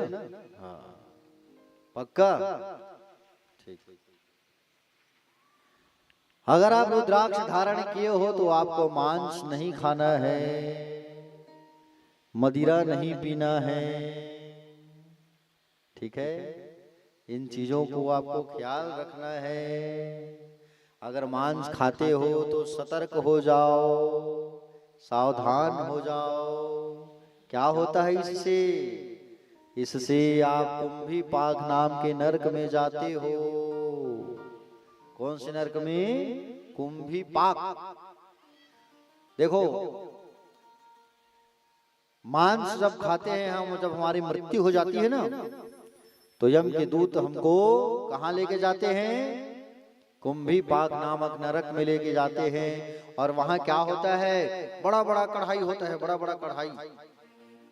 अब वो कढ़ाई कितना बड़ा होता है? सागर के जैसे, सागर इतना बड़ा बड़ा होता है कढ़ाई। और उस कढ़ाई में गरम गरम तेल खौलते रहता है। वहां चंड और प्रचंड पूछते हैं कि इसने मांस खाया है क्या? चंड प्रचंड कौन है? यमराज के दूत। चित्रगुप्त जी खाता खोलते हैं, बताते हैं कि हाँ, बोले इसने इस दिन मांस खाया है। आप कहोगे नहीं खाया हूं, तो वहां चिट्ठा खोल के बता देंगे 31 दिसंबर की रात, 1 जनवरी को नया साल मना रहा था ये, और शिवनाथ नदी के किनारे में जाकर के मांस बना रहा था। और मसाला कौन सा डाला था? MDH। और तल तल के खाया है। हाँ, तो आपको भी वैसे ही तल तल के मारेंगे, पीटेंगे। समझ रहे हो ना? वहां पर आपको भी लेके जाएंगे और गरम गरम तेल में ले जा करके पटक देंगे आपको। सोचो, साग भाजी बनाता हो, एक ठन तेल छिड़क जाते, कद का दुख लगते, जोर से जलते था। एक आध बरो है घटना नूनी तोर सन। वैसे सबके साथ होता है, एक आध बार जल जाता है, छिटक जाता है, तो कितना जोर से जलता है। और सोचो कहीं गरम गरम तेल खौलत तेल में डुबा दी, का हो हमर मन के। तो निवेदन है आप लोगों से, बिल्कुल मांस वांस मत खाना भैया। अगर खाते हो तो भगवान आपसे दूर हो जाएंगे। भगवान, आप लोटा में लोटा जल चढ़ाओ भगवान शंकर में, और आप कहीं संडे के दिन खा देते हो मांस। अब आप कहो कि नहीं महाराज, अंडा चल जाते, अंडा में कुछ नहीं है नहीं है। कई जन भक्त है वो इसलिए खवैया अंडा वाले। तो आपको बता दो मैं, अंडा में भी जीव होता है, छोटा बच्चा होता है, चूजा होता है, और उसे भी तुम खा रहे हो, तो आपको तो बाल हत्या का पाप लग रहा है। हाँ, बाल द्रोही बन गए आप, बाल हत्यारे बन गए आप। इसलिए निवेदन है मत खाना, ठीक है? हाँ, संकल्प ले लो। शिव महापुराण के पंडाल पर बैठे हो ना, तो संकल्प ले लो कि हम जो है नहीं खाएंगे, ठीक है? हाँ, खाते थे कोई बात नहीं, भगवान के सामने बैठे हो, भगवान से कहो हे भगवान, आज से हम बिल्कुल ये सब चीज नहीं खाएंगे, शिव पुराण की कथा सुन रहे हैं और आपके सामने बैठे हैं। ऐसा कह करके मन में संकल्प कर लोगे तो ये मान करके चलो कि भगवान आपकी गलतियों को माफ कर देंगे। हाँ, ठीक है? एक बार कह दो बस, क्या कहना है? हम तुम्हारे थे प्रभु जी, तुम हमारे हो, तुम हमारे ही रहोगे, ओ मेरे शंकर। हम तुम्हारे थे प्रभु जी, हम तुम्हारे हैं, हम तुम्हारे ही रहेंगे, ओ मेरे प्रियतम। बस इतना कह दो आप भगवान से, तो भगवान जो है आपकी गलतियों को माफ करने के लिए बिल्कुल तैयार बैठे हुए हैं, ठीक है? इतना कहा करो भगवान से। रुद्राक्ष बिल्कुल सबको धारण करना चाहिए। देखो, रुद्राक्ष जो है ना, ठीक है, रुद्राक्ष क्या है? सरस्वती कहा गया है। भस्म जो होता है विभूति, हाँ, उसे यमुना कहा गया है, ठीक है? क्या कहा गया है? यमुना कहा गया है। और आप जब भगवान के मंत्र जाप करते हो उसे गंगा कहा गया है। तो आप जब शिव की पूजा करते हो तो आपको गंगा यमुना सरस्वती का फल ऐसे ही प्राप्त हो जाता है, कुंभ जाने की जरूरत नहीं है। समझ रहे हो ना? हाँ, रुद्राक्ष जब भी धारण करोगे तो लाल धागे पर धारण करना सोमवार के दिन। चांदी में अगर आपके पास पैसा है तो चांदी में भी बनवा के पहन सकते हो आप रुद्राक्ष को, ठीक है। और रुद्राक्ष जब धारण करते हो ना और आपके गले में तुलसी की माला होती है और रुद्राक्ष होती है, तो ये मान करके चलो कि आपको कभी जीवन में भूत प्रेत नहीं पकड़ेगा, ठीक है। भस्म का तिलक और रुद्राक्ष धारण सबको करना चाहिए। भस्म तो लगाना ही चाहिए शिव के भक्तों को, खासकर भस्म लगाने से हमारे सारे संताप दूर होते हैं, दुख दूर होते हैं, ठीक है। और रुद्राक्ष पहनने से हमारा सारा कष्ट दूर होता है, ठीक है। प्यारे भक्तजन, कहा गया है जो रोज रुद्राक्ष को अगर रुद्राक्ष के जल को भी अगर कोई धारण करके पीता है तो उसे कभी ब्लड प्रेशर की बीमारी नहीं होती, ठीक है। रुद्राक्ष को रात भर डुबा के पानी में रखो आप और प्रातः काल उस पानी को पियो तो कभी आपको ब्लड प्रेशर की बीमारी नहीं होगी।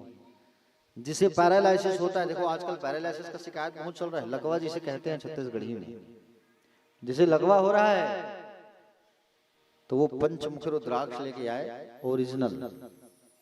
ओरिजिनल की पहचान क्या है पता है? रुद्राक्ष की। मेला मड़े में जाऊं नहीं बहुत अगर रुद्राक्ष में चाहिए मन रही रहती, देखना आप फरे रहते रुद्राक्ष में ऐसे धरे रहते हैं, नहीं राजीव मेला भी चल रहा है, कई जन रुद्राक्ष में चाहिए मन आप पेड़ ऐसे धर के बैठे रहे, रुद्राक्ष मान लो ओरिजिनल, लेकिन वो ओरिजिनल नहीं होता, ठीक है, वो डुप्लीकेट होता है। ओरिजिनल रुद्राक्ष जो होता है वो भूरा होता है, जब उसमें घी का लेप लगाओगे तो वो काला हो जाएगा, ठीक है। 2 सिक्का लेना, रुद्राक्ष को रखना एक सिक्के के ऊपर और उसके ऊपर एक सिक्का रखना, तो वो रुद्राक्ष ऑटोमेटिक घूमना चालू हो जाता है, ओरिजिनल, ठीक है। तो जिनको पैरालिसिस होता है, लकवा, वो पंचमुखी रुद्राक्ष को रात भर हल्दी पानी में डुबा करके रखे। कौन सी पानी में? हल्दी पानी में। और हल्दी पानी में आप उसे डुबा करके रखे रात भर, और आप जो है हल्दी पानी में जब उसे डुबा करके रखेंगे, सुबह उसे खाली पेट पिलाइए। जो जिसको लकवा हो गया है, हाथ पैर तो काम करना बंद कर दिए, वो हाथ पैर काम करना चालू कर देगा। ये रुद्राक्ष की महिमा है प्यारे, ठीक है। 4 अंगों से परिपूर्ण होकर भगवान की पूजा करने से भगवान परिपूर्णतम फल प्राप्त कराते हैं। भस्म, रुद्राक्ष, मंत्र जाप और पूजा। पूजा का अर्थ क्या होता है? पूर्ण जानकारी, ठीक है। पूजा का अर्थ होता है पूर्ण जानकारी। और भगवान शिव के मंत्र का जाप तो हम सबको करना ही चाहिए, नित्य हमेशा करना चाहिए। सौनकादि ऋषि कहने लगे सुत जी महाराज से, और सनकादिक जी महाराज कथा सुना रहे हैं व्यास जी को, और सनकादिक को कथा सुना रहे कौन? नंदिकेश्वर महादेव। कहने लगे सुत जी महाराज ऋषियों से, हे ऋषियों, भिन्न भिन्न लोगों के लिए भिन्न भिन्न लिंग पूजा का विधान बताया गया है। जैसे ब्राह्मण जो होता है वो रसलिंग पारद की पूजा करे, क्षत्रिय जो होता है वो बाणलिंग अर्थात नर्मदेश्वर महादेव की पूजन करे, वैश्य जो होता है वो स्वर्णलिंग, स्वर्ण की धातु से बना हुआ लिंग, शूद्र जो होता है शिलालिंग, स्त्री जो होती है उसे पार्थिव लिंग की पूजा करना चाहिए, विरक्त विधवा स्त्री जो होती है उसे रसलिंग या तो स्फटिक लिंग की पूजा करना चाहिए। बाणलिंग या स्फटिक लिंग की पूजा तो सबको करना चाहिए, और वो भी ना हो तो मिट्टी से बनी शिवलिंग सर्वश्रेष्ठ मानी गई है कलिकाल पर, कलयुग पर, ठीक है। मिट्टी से बनी शिवलिंग जो है सर्वश्रेष्ठ मानी गई है। यथा सर्वेषु देवेषु ज्येष्ठ श्रेष्ठ महेश्वरा एवं श्रेष्ठ लिंगेषु पार्थिव श्रेष्ठ मुच्यते।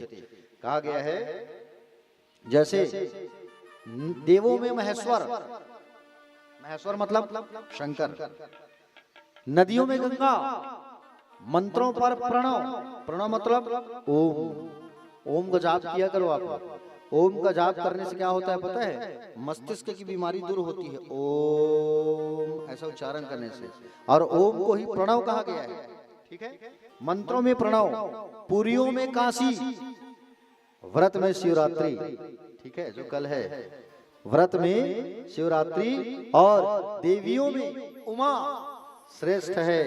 वैसे ही लिंगों में पार्थिव लिंग जो है सर्वश्रेष्ठ है, ठीक है, जिसकी पूजा अभिषेक आप लोग करते हो, रोज कर रहे हो ना अभी रोज। सतयुग में मणिलिंग की पूजन, त्रेता युग में स्वर्ण लिंग, द्वापर में पारद लिंग का पूजन और कलयुग में पार्थिव लिंग के पूजन का सर्वश्रेष्ठ महत्व है, ठीक है। लिंग अखंड होना चाहिए, खंड खंड ना होना चाहिए, याद रखना इसका। कभी कभी आप शिवलिंग बना के अभिषेक करते हो तो वो खंड खंड होने लगता है। इसके लिए क्या करना चाहिए, शिवलिंग जब भी बनाते हो ना, तो जैसे आटा को गूंथते हो ना, वैसे मिट्टी को अच्छा गूथा करवाओ।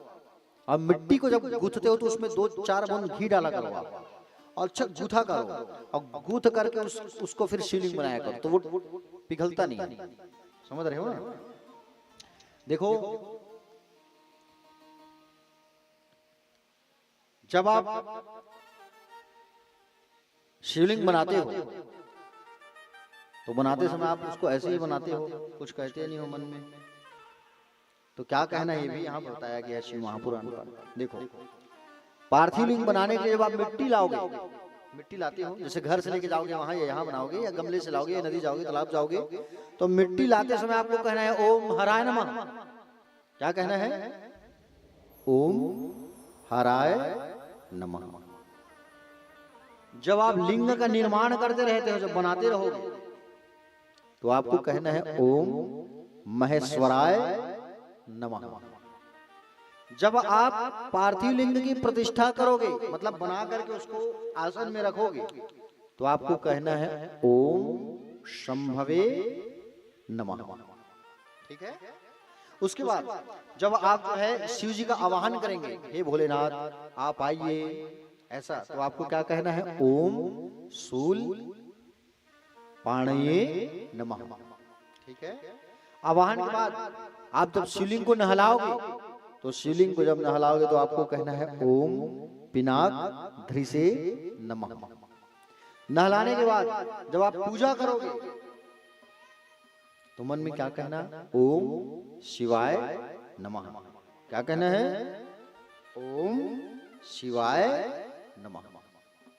उसके बाद जब आप हाथ जोड़ करके क्षमा मांगोगे, भगवान माफ कर दो, आज की पूजा में कथा में जो गलती हुई है, जैसे कथा के बाद पुष्पांजलि करते हो ना, तो उसमें क्या कहा करो मन में, ओम पशुपतये नमः, ठीक है।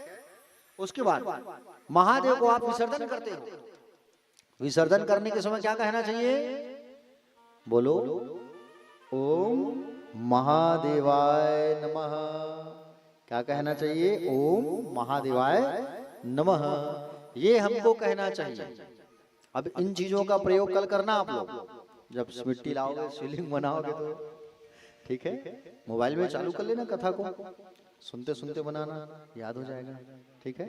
हाथ उठा के कहो एक बार, हर हर। प्यारे भक्तजन, षडाक्षर मंत्र से अंगन्यास और करन्यास करके सदाशिव को ध्यान करना चाहिए। कैलाश पर्वत पर सुंदर सिंहासन पर विराजमान संत आदि भक्तों से पूजित, भक्तों के दुख रूप दावानल को नष्ट करने वाले अप्रेमीय अप्रमेय उमा के साथ विराजित शिव के आभूषण भगवान शिव का हम चिंतन करते हैं। हाँ, ऐसा भगवान का ध्यान किया करो। कमल के आसन पर बैठे हुए हैं भगवान शंकर, अंग कांति के समान चमक रही है, चांदी के पर्वत के समान। ये मस्तिष्क पर चंद्रमा को धारण किए हुए हैं, आभूषण धारण किए हैं, भस्म धारण किए हैं। भगवान ऐसे शंकर जो है सुंदर विराजमान रहते हैं, उनका हमको ध्यान लगाना चाहिए, ठीक है। पार्थिव लिंग की पूजा करते हो बना करके, उसका फायदा क्या है? फायदा भी आपको सुनना है कि नहीं? बिना फायदा का कोई कुछ करता नहीं है। तो फायदा क्या है? देखो आपको बता दूं मैं, विद्या की कामना अगर करना है, हाईएस्ट विद्या पढ़ाई कर रहे हो और हाईएस्ट ऑफिसर बनना है, उच्च पद पे जाना है ना, तो जीवन में 1000 लिंग बना करके पूजा कर लेना हो। कितने लिंग? 1000। अब आप सोचोगे 1000 लिंग कैसे बनाए? छोटा छोटा लिंग बना के पूजा करते जाओ। आज की हो, कल की हो, परसों की हो, अगले सोमवार को, तो गिनती होते जाएगा, ठीक है। धन चाहिए तो 500 पार्थिव लिंग की पूजा करना चाहिए, पुत्र चाहिए तो 1500 पार्थिव लिंग की पूजा करो आप। वस्त्र चाहिए तो 500 पार्थिव लिंग बना के पूजा करो। मोक्ष चाहिए तो 1 करोड़ शिवलिंग बना करके पूजा करो आप। पुत्र की प्राप्ति हो तो 55,000 पार्थिव शिवलिंग बना करके हमको पूजन करना चाहिए। देखो, शिव की पूजन में सबका अधिकार होता है, सब कर सकते हैं, नर नारी, बच्चे, बुजुर्ग, राक्षस, देव, गण, पशु, पक्षी, सब। भगवान शिव ऐसे गण हैं जिसकी पूजा सब करते हैं, नर नारी राक्षस सब। ठीक है। और बिल्व पत्र के सहित भगवान शिव की आराधना और पूजा करना चाहिए। बिल्व पत्र का बड़ा महत्व होता है। बिल्व पत्र के बारे में मैं अभी आपको बताता हूं। ठीक है। नैवेद्य जो चढ़ाते हो आप भगवान शंकर पर, उस नैवेद्य में सबका अधिकार होता है। कुछ लोग कहते हैं कि नैवेद्य नहीं खाना चाहिए। अगर आप भगवान शिव के नैवेद्य को तिरस्कार करोगे तो आप घोर नरक में जाओगे। अरे शिव के नैवेद्य को आप केवल देख ही लोगे ना, जैसे जो भोग आया है अभी, वो भोग भगवान में चढ़ गया, आप उसको देखोगे, देखने से ही आपको पुण्य की प्राप्ति होती है। सोचो खाने के बाद क्या मिलेगा। इसलिए मैं कहा था कि जब कथा होती है तो बिना प्रसाद लिए नहीं जाना चाहिए। कोई भी कथा में जाओ, चाहे भागवत की कथा में जाओ, देवी पुराण की कथा में जाओ, राम कथा में जाओ, चाहे छोटे से सत्यनारायण भगवान की कथा भी अगर किसी के यहाँ हो रही है, तुम जा रहे हो ना, तो बिना प्रसाद खाए मत आना। प्रसाद का अपना बड़ा एक अलग महत्व होता है। प्रसाद अगर आप नहीं खाते हो तो घोर नरक में जाते हो आप। इसलिए प्रसाद खाना बहुत जरूरी होता है, और प्रसाद को तो मांग के खाना चाहिए।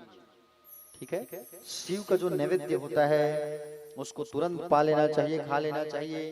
प्रसादी जो मिलता है ना, उसके बाद आप कई बार क्या करते हो, प्रसाद जब मिलता है ना तो क्या कहते हो, अरे रुको कुछ काम कर लेते हैं तब खाएंगे, रख दिन मोर प्रसाद तो मेरे पठऊ हम टांग दे, थोड़ा कने बाहरी मार लेता तान खाऊं, है नहीं ऐसे की नहीं, बाहर लेता तान खाऊं। घोर नरक में जाओगे आप। स्टेशन करूँ तो मन में बता दी, प्रसाद मिल गया तो पहले खाओ। आजकल मोबाइल फोन के जमाना है, कोनो घर वाले में प्रसाद लाग दे थे, सियान मन है, पति देव है, मान लो जाए मैके में फोन लगे, छोटे बहनी बड़े बहनी सन बात करा थे, लो प्रसाद खा लो, शिव जी का प्रसाद है। अरे रुक ना, रख दिन थोड़ा मोबाइल में बात करन दे मोला, वो मोबाइल है जरूरी है नहीं, प्रसाद है जरूरी नहीं है। तो आप घोर नरक में जाओगे ऐसा करोगे तो, क्योंकि प्रसाद का अपमान हो रहा है प्यारे भक्तजन, श्रोता समाज। इसलिए प्रसाद का कभी अपमान मत करना, प्रसाद को मांग करके खाना चाहिए, और शिव के प्रसाद को तो बिल्कुल प्राप्त करना चाहिए, नो डाउट, बिल्कुल खाओ। ठीक है। मन में शंका संशय मत रखना। शिव जी में जो प्रसाद चढ़ा है वो कैसे हम प्राप्त ना करें। देखो, शिव के प्रसाद को सबको प्राप्त करना चाहिए। वो तो हमारे माँ बाप है ना, माँ बाप का जूठा तो हम खा सकते हैं ना भाई, ठीक है। हाँ, तो नैवेद्य में भगवान को क्या पसंद है मैंने आपको बताया है, कितना चढ़ाना है ये भी बताया है मैंने आपको, कैसे पूजा करना है ये भी बताया है मैंने आपको। ठीक है। अब देखो, शिव पूजन के बारे में यहाँ चर्चा चल रही है ना, तो मैं आपको शिव पूजन के प्रकार में मैंने कहा था आपको कि मैं कल आपको बताऊंगा, है ना, 5 प्रकार, 10 प्रकार और 16 उपचार बताया था मैंने आपको, उसके बारे में आपको बता रहा हूँ, बिल्कुल ध्यान से सुनना। सबसे पहले शिवलिंग की जो पूजा होती है उस पर 5 प्रकार की स्टेप होती है, 5 प्रकार का उपचार। ध्यान से सुनना, कल आप लोग को पूजा करना है शिवरात्रि पर, तो जो बता रहा हूं उसको ध्यान से सुनना। पहला है 5 प्रकार के उपचार में स्नान, चंदन, पुष्प, धूप, ठीक, दीप और नैवेद्य। ठीक, ये 5 प्रकार की पूजा करना है कल आपको शिवरात्रि पर। कल शिवरात्रि है तो शिव पूजा कैसे करना है बिल्कुल ध्यान से सुनो। शिव जी के मंदिर पर जब जाते हो आप तो अपना एक आसन लेके जाया करो आप, ठीक है। भोजन और भजन बगैर आसन के मत किया करो, ठीक है। इसलिए यहाँ पर भी आसन बिछाया गया है, मेट बिछाया गया है ना। जब भी आप भजन करने जाते हो, शिव के मंदिर पूजा करने जाते हो, तो अपना एक आसन लेके जाया करो, आसन बिछा के बैठ के पूजा किया करो। आसन बिछाना, जल चढ़ाना, चंदन लगाना, पुष्प चढ़ाना, धूप, दीप, ठीक है, धूप और दीप और नैवेद्य आपको चढ़ाना है, ठीक है। ये 5 प्रकार की सरल पूजा, ठीक है। इसके बाद में जो पूजा होता है वो है 10 प्रकार की पूजा, 10 उपचार जिसे कहा गया है। अब इसे ध्यान से सुनना, इसमें 5 प्रकार भी शामिल हो जाएगा, ठीक है। 5 नया जुड़ जाएगा। 5 नया क्या जुड़ेगा? पहला है पाद्य। पाद्य मतलब होता है भगवान के पैरों को धोना। तो कैसे धोगे आप? एक फूल लेना, लोटा में जल लोगे तो फूल लेकर के आप शिवलिंग के सामने छिड़काव करना जल, ये हो गई पाद्य। ये हाथ से ऐसे करना, 3 बार जल छोड़ना, ठीक। पाद्य के बाद में होता है अर्घ, भगवान को अर्घ देना आप, ठीक है। अर्घ के बाद में होता है आचमन, आचमन करना आप 3 बार, ठीक है। चौथा है स्नान, स्नान कराने के बाद में 5वां है वस्त्र, शिव जी को वस्त्र चढ़ाना आप। अगर आपके पास वस्त्र नहीं है कोई बात नहीं, 5 रुपए का वो सफेद धागा ले सकते हो दुकान से, उस धागा को ही तोड़ करके वस्त्र समझ के चढ़ा देना, भगवान भोलेनाथ उसको स्वीकार करेंगे, ठीक है। वस्त्र के बाद में गंध, चंदन, और चंदन के बाद में आपको क्या करना है? पुष्प चढ़ाना है। पुष्प के बाद में धूप, धूप के बाद में दीप, दीप मतलब दिया घी का, और उसके बाद में फिर आप भोग लगाएं भगवान। ये 10 स्टेप हो गए, 10 उपचार भगवान की पूजा का जो आपको कल करना है। इसके बाद 10 के बाद में आता है 16 उपचार, ठीक है, जिसे हमारे आचार्यगण कहते हैं षोडशोपचार, 16 प्रकार की पूजा। 5 पहले था, 10 हुआ, अब 10 के बाद में 16, ठीक है। देखो 16 प्रकार की पूजा में सबसे पहले क्या आता है? पाद्य। उसके बाद में फिर अर्घ करना है, अर्घ के बाद में आचमन, स्नान, वस्त्र, आभूषण, ये नया जुड़ गया। आभूषण जो है, आभूषण मतलब भगवान को श्रृंगार करना है, ठीक है। भगवान का आभूषण क्या है? भगवान का भस्म, धतूरा, ये चढ़ाओ, फूल चढ़ाओ, श्रृंगार करो, इत्र लगाओ। आभूषण के बाद में आ गया गंध, गंध मतलब चंदन। चंदन के बाद में भगवान को फूल चढ़ाओ, फूल चढ़ाने के बाद धूप चढ़ाओ, धूप के बाद दीपक लगाओ, दीपक के बाद नैवेद्य, नैवेद्य मतलब भोग, प्रसाद, ठीक है। घबराना मत, नैवेद्य क्या होता है? नैवेद्य मतलब होता है मीठा, जो आप भगवान को भोग लगाए, चाहे शक्कर का लगाओ, चाहे इलायची दाना, चाहे मिश्री, चाहे चूरमा, चाहे फल, चाहे भांग, ठीक है। उसके बाद में भगवान को आप क्या करो? नैवेद्य के बाद में पान खिलाओ भगवान को, पान को कहते हैं तांबुल, ठीक है। एक पान जरूर रखना अपनी पूजा की थाली में, कल आप पान खिलाना भगवान को, पान में लौंग, इलायची, सुपारी डालना। उसके बाद स्तव पाठ, स्तव पाठ का मतलब होता है हाथ जोड़ करके आप ओम नमः शिवाय का जाप करना है आपको बैठ के, ठीक है। उसके बाद में फिर आपको तर्पण करना है कि मैंने भगवान पूजा किया है, अब मैं आपको तर्पण कर रही हूँ, ऐसा जल लेना हाथ में और तर्पण करना। जैसे कुंभ में जा रहे हैं लोग तो गंगा में हम तर्पण कर रहे हैं ना, सूर्य को तर्पण करते हो ना, उसी प्रकार से भगवान को आप तर्पण करो। तर्पण के बाद में भगवान को सफेद चावल फूल लेकर के भगवान को आप नमस्कार करो, प्रणाम करो, और प्रणाम करने के बाद उस पर दक्षिणा चढ़ाओ। शिवलिंग पर पूजा करने जब भी जाते हो तो दक्षिणा जरूर चढ़ाया करो, चाहे एक सिक्का क्यों ना चढ़ाओ, लेकिन चढ़ाओ, ठीक है। ये 16 प्रकार का पूजा समझ में आ गया? समझ में आ गया ना आप लोगों को? कहीं अगर कोई छूट गया हो तो पूछ भी सकते हो, घबराना मत, संकोच मत करना, ठीक है। हाँ, संकोच मत करो, दाई तुम्हारे लिए काम। तो प्यारे भक्तजन, ये 16 प्रकार की पूजा, ठीक है, भगवान शिव को बड़ा प्यारा है। 16 प्रकार का जो पूजा है, और 16 प्रकार की जो पूजन है उसे सबको करना चाहिए। बोलिए श्री शिव महापुराण की हर हर। अब आपको मैं बिल्वपत्र के बारे में बताता हूँ 2 मिनट, ठीक है। उसके पश्चात फिर आरती करेंगे। बिल्वपत्र की महिमा। अच्छा, किनके किनके घर बेल का पेड़ है? हाथ उठाओ जरा एक बार।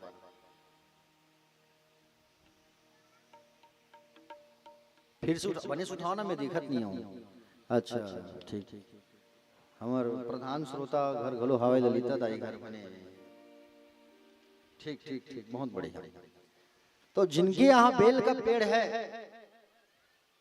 उनके लिए तो खुशखबरी है, ठीक है। हाँ, वैसे मोरो घर है खुद से जगह, वो तो हमारे यहाँ जो बेल का पेड़ है बड़ा सा हो गया है, अभी तरुण नगर वाले जो आए हैं ना जजमान शिष्यगण, वो लोग देखे हैं।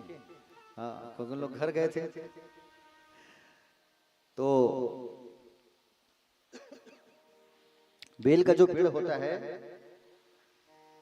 सबसे पहले मैं आपको बताऊं बेल पत्र तोड़ने का मंत्र और कैसे तोड़ा जाता है, कब तोड़ना चाहिए, कब नहीं तोड़ना चाहिए।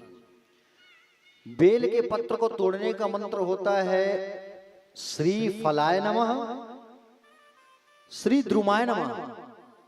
ये बोल करके बेल पत्र को तोड़ना, श्री फलाय नमः, श्री द्रुमाय नमः। बेल के पत्ता को कभी भी चप्पल पहन के मत तोड़ना। शरीर में अगर तेल लगा लिए हो तो तेल लगाने के बाद बेल पत्ता मत तोड़ना, ठीक है। बालों में तेल लगाए हो शरीर में तो तेल लगा के नहीं तोड़ना चाहिए। और कब कब नहीं तोड़ना चाहिए, पूर्णिमा में नहीं तोड़ना चाहिए, अमावस्या में नहीं तोड़ना चाहिए, सोमवार को नहीं तोड़ना चाहिए बेल पत्र, ठीक है।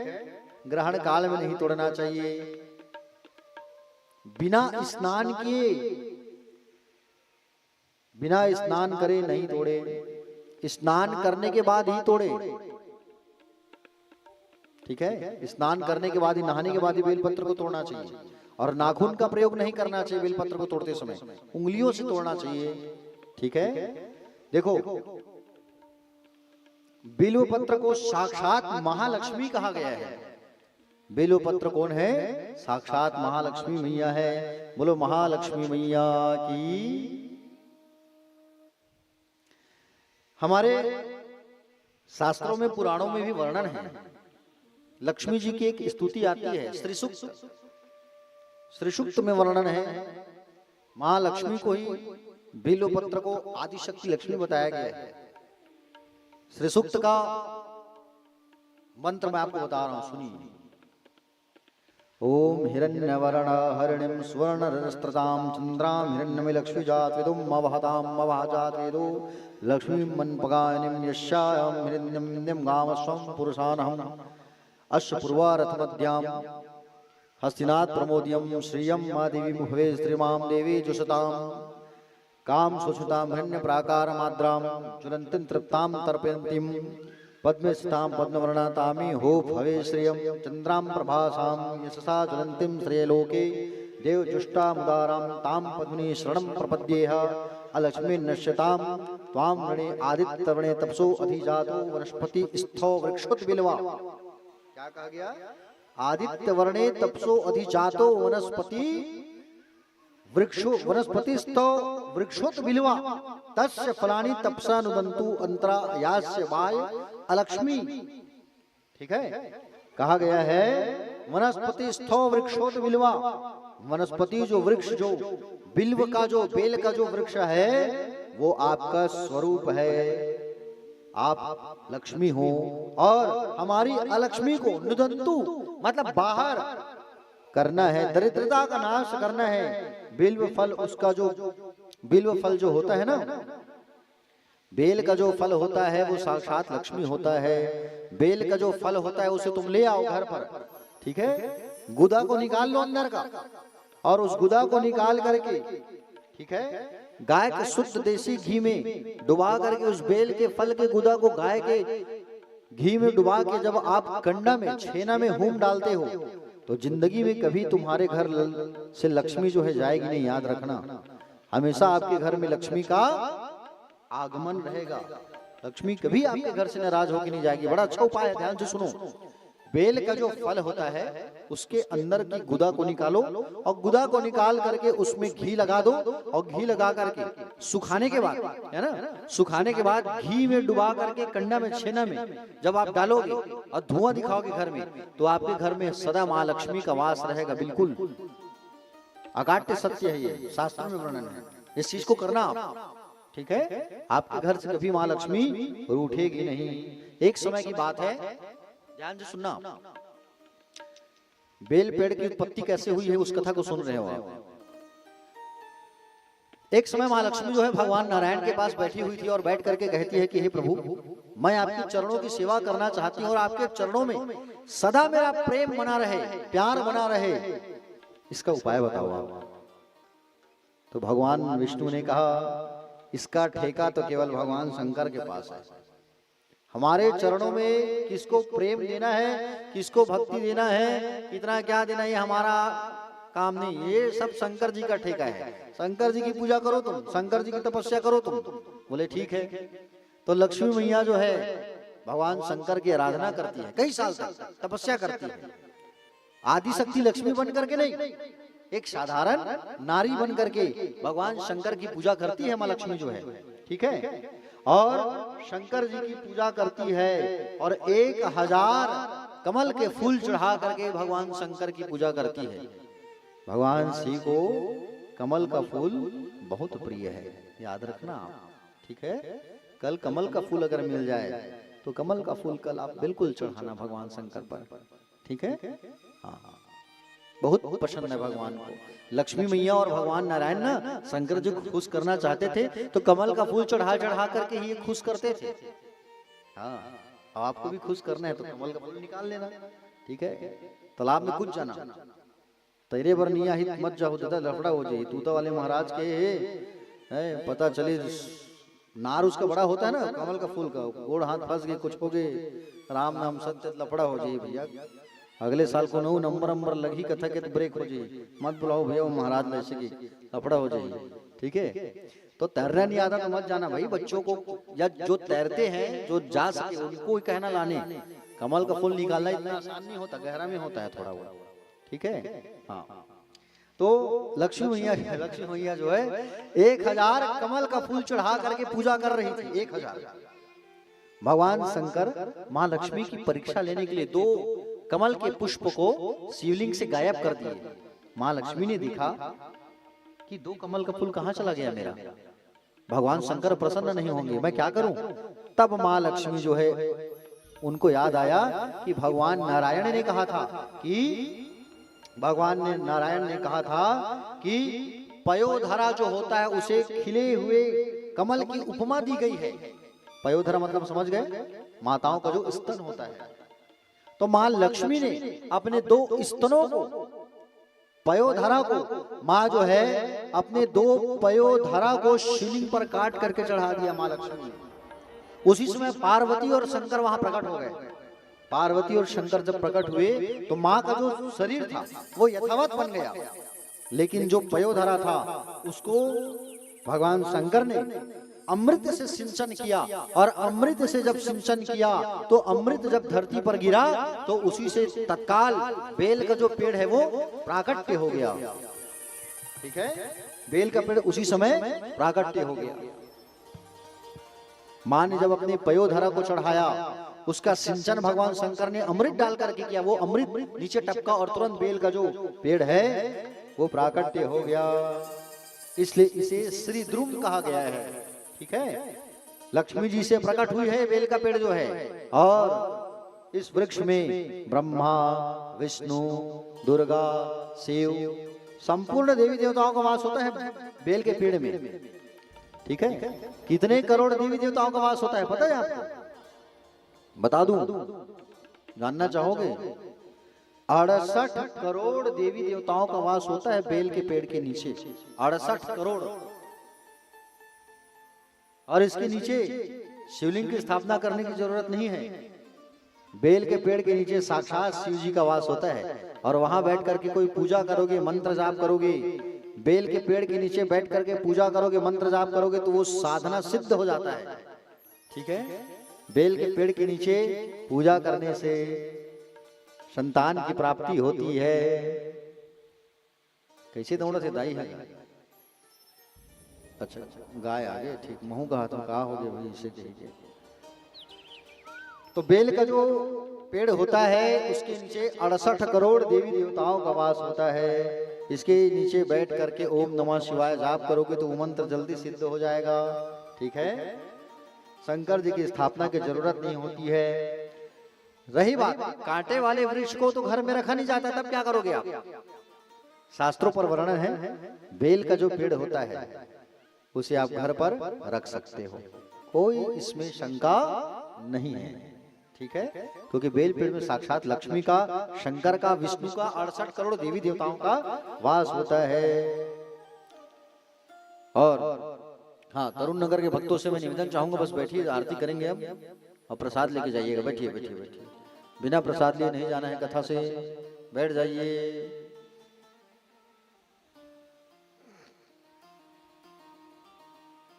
बेल के जो पत्ता होता है ना, उसमें कितना पत्ता होता है? बेल का जो पत्ता होता है उसमें 3 पत्ता होता है ना? ध्यान से देखना। ये बेल का पत्ता दिख रहा है आप लोगों को? तो ये पत्ता कौन है? इस पत्ता को कहा गया है भगवान विष्णु, ठीक है? ये पत्ता है ब्रह्मा, ठीक है? दाहिना वाला है विष्णु जी, बायां वाला है ब्रह्मा, और ये बीच वाला है वो कौन है? भगवान शंभु है, शिव है, ठीक है? त्रिदलम त्रिगुणाकारम त्रिनेत्रम चा त्रिधायुतम। इसलिए बेल के जो पत्ता होता है उसे बिना स्नान के मत तोड़ना, ठीक है? तेल लगाने के बाद नहीं तोड़ना चाहिए। जो मर्यादा तुलसी के लिए होता है वही बेल के वृक्ष के लिए करना चाहिए, याद रखना। रोज बेल के पेड़ के नीचे दीपक लगाया करो, जल चढ़ाया करो, ठीक है? और बहुत महिमा है बेल के वृक्ष का।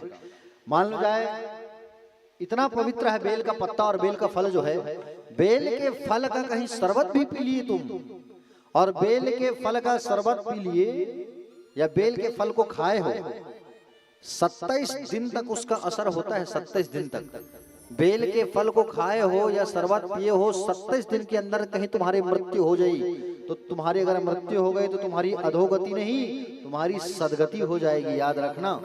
इतना शक्ति होता है बेल के फल में, ठीक है? समझ रहे हो ना? इसलिए बेल के फल का सेवन सबको करना चाहिए। शरबत मिल जाए तो बिल्कुल पियो, अब पूजा इनकी जरूर करो, क्योंकि बेल पत्र की महिमा महान है। बेल पेड़ के नीचे कल आप लोग घी का दीपक जरूर लगाना, कल शिवरात्रि है, ठीक है? सुबह भी लगाओ, सायंकाल भी लगाओ, ठीक है? अगर पार्थिव लिंग अगर बना के पूजा कर रहे हो घर में तो बेल पेड़ के नीचे बैठ के करना, अभिष्ट फल की प्राप्ति होगी। अभिष्ट बता नहीं सकता मैं, और क्या क्या होता है इनके नीचे पूजा करने से, क्या प्राप्ति होती है, कैसे होती है, और बहुत सारी बातें, अच्छी अच्छी बातें कल आप लोगों को मैं बताऊंगा, ठीक है? और कल शिवरात्रि है। देखो, शिवरात्रि के पावन अवसर पर हम सब जो है श्री शिव महापुराण की कथा रसपान कर रहे हैं। बड़े भाग्य वाले हैं, भाग्य वालों को शिवरात्रि पर शिव महापुराण की कथा सुनने को मिलती है। और आप सभी को शिवरात्रि पर्व की ढेर सारी शुभकामनाएं, अनंत सारी शुभकामनाएं। भगवान भोलेनाथ भूत भावन की कृपा आप सबके ऊपर बिल्कुल बना रहे, शिव की कृपा हमेशा आप सबके ऊपर बनी रहे। एक बार हाथ उठा के कहो आप लोग, हर हर महादेव। बोलिए श्री शिव महापुराण की। आज की वाणी को यही विश्राम करता हूं मैं। आइए आरती करते हैं और अपने जीवन को धन्य करते हैं।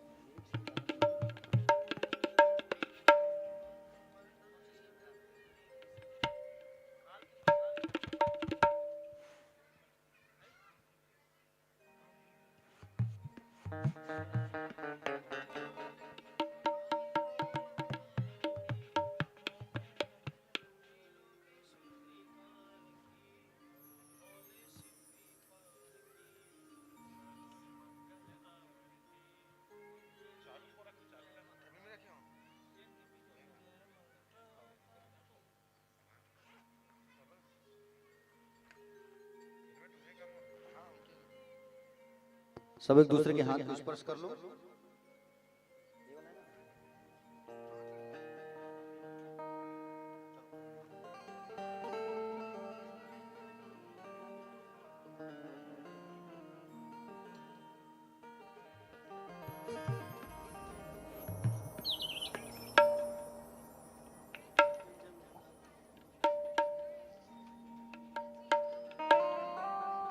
बोलिए महाकाल महाराज की जय।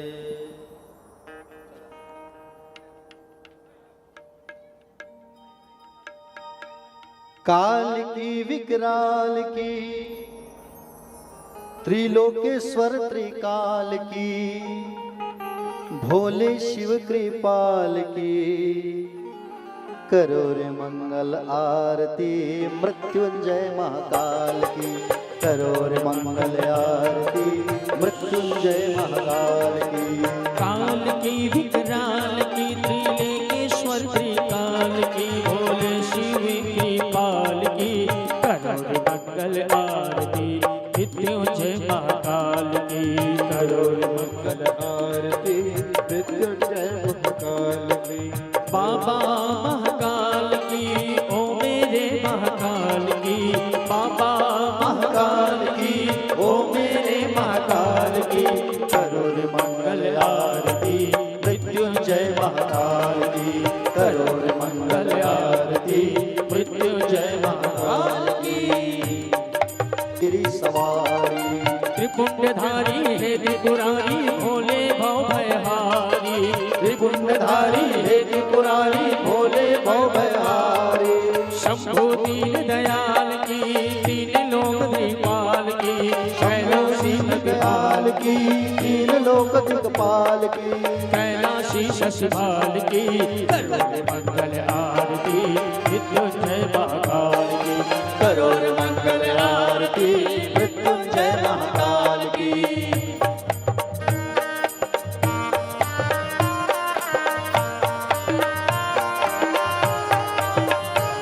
हर हर महादेव।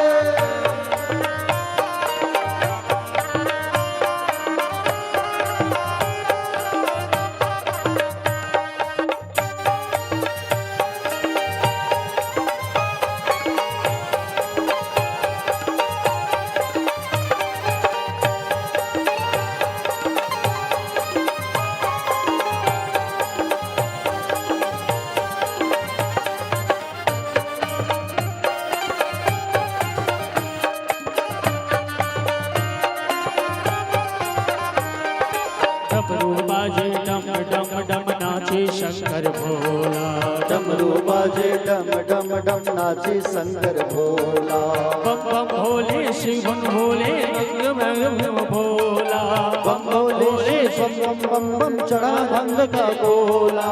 जय जय हीरे विशाल की आशुतोष दीपाल की जय जय श्री विशाल की आशुतोष प्रतिपाल की नैन धक धक ज्वाल की मंगल आरती मृत्युंजय महाकाल की करो रे मंगल आरती मृत्युंजय महाकाल की। महादेव।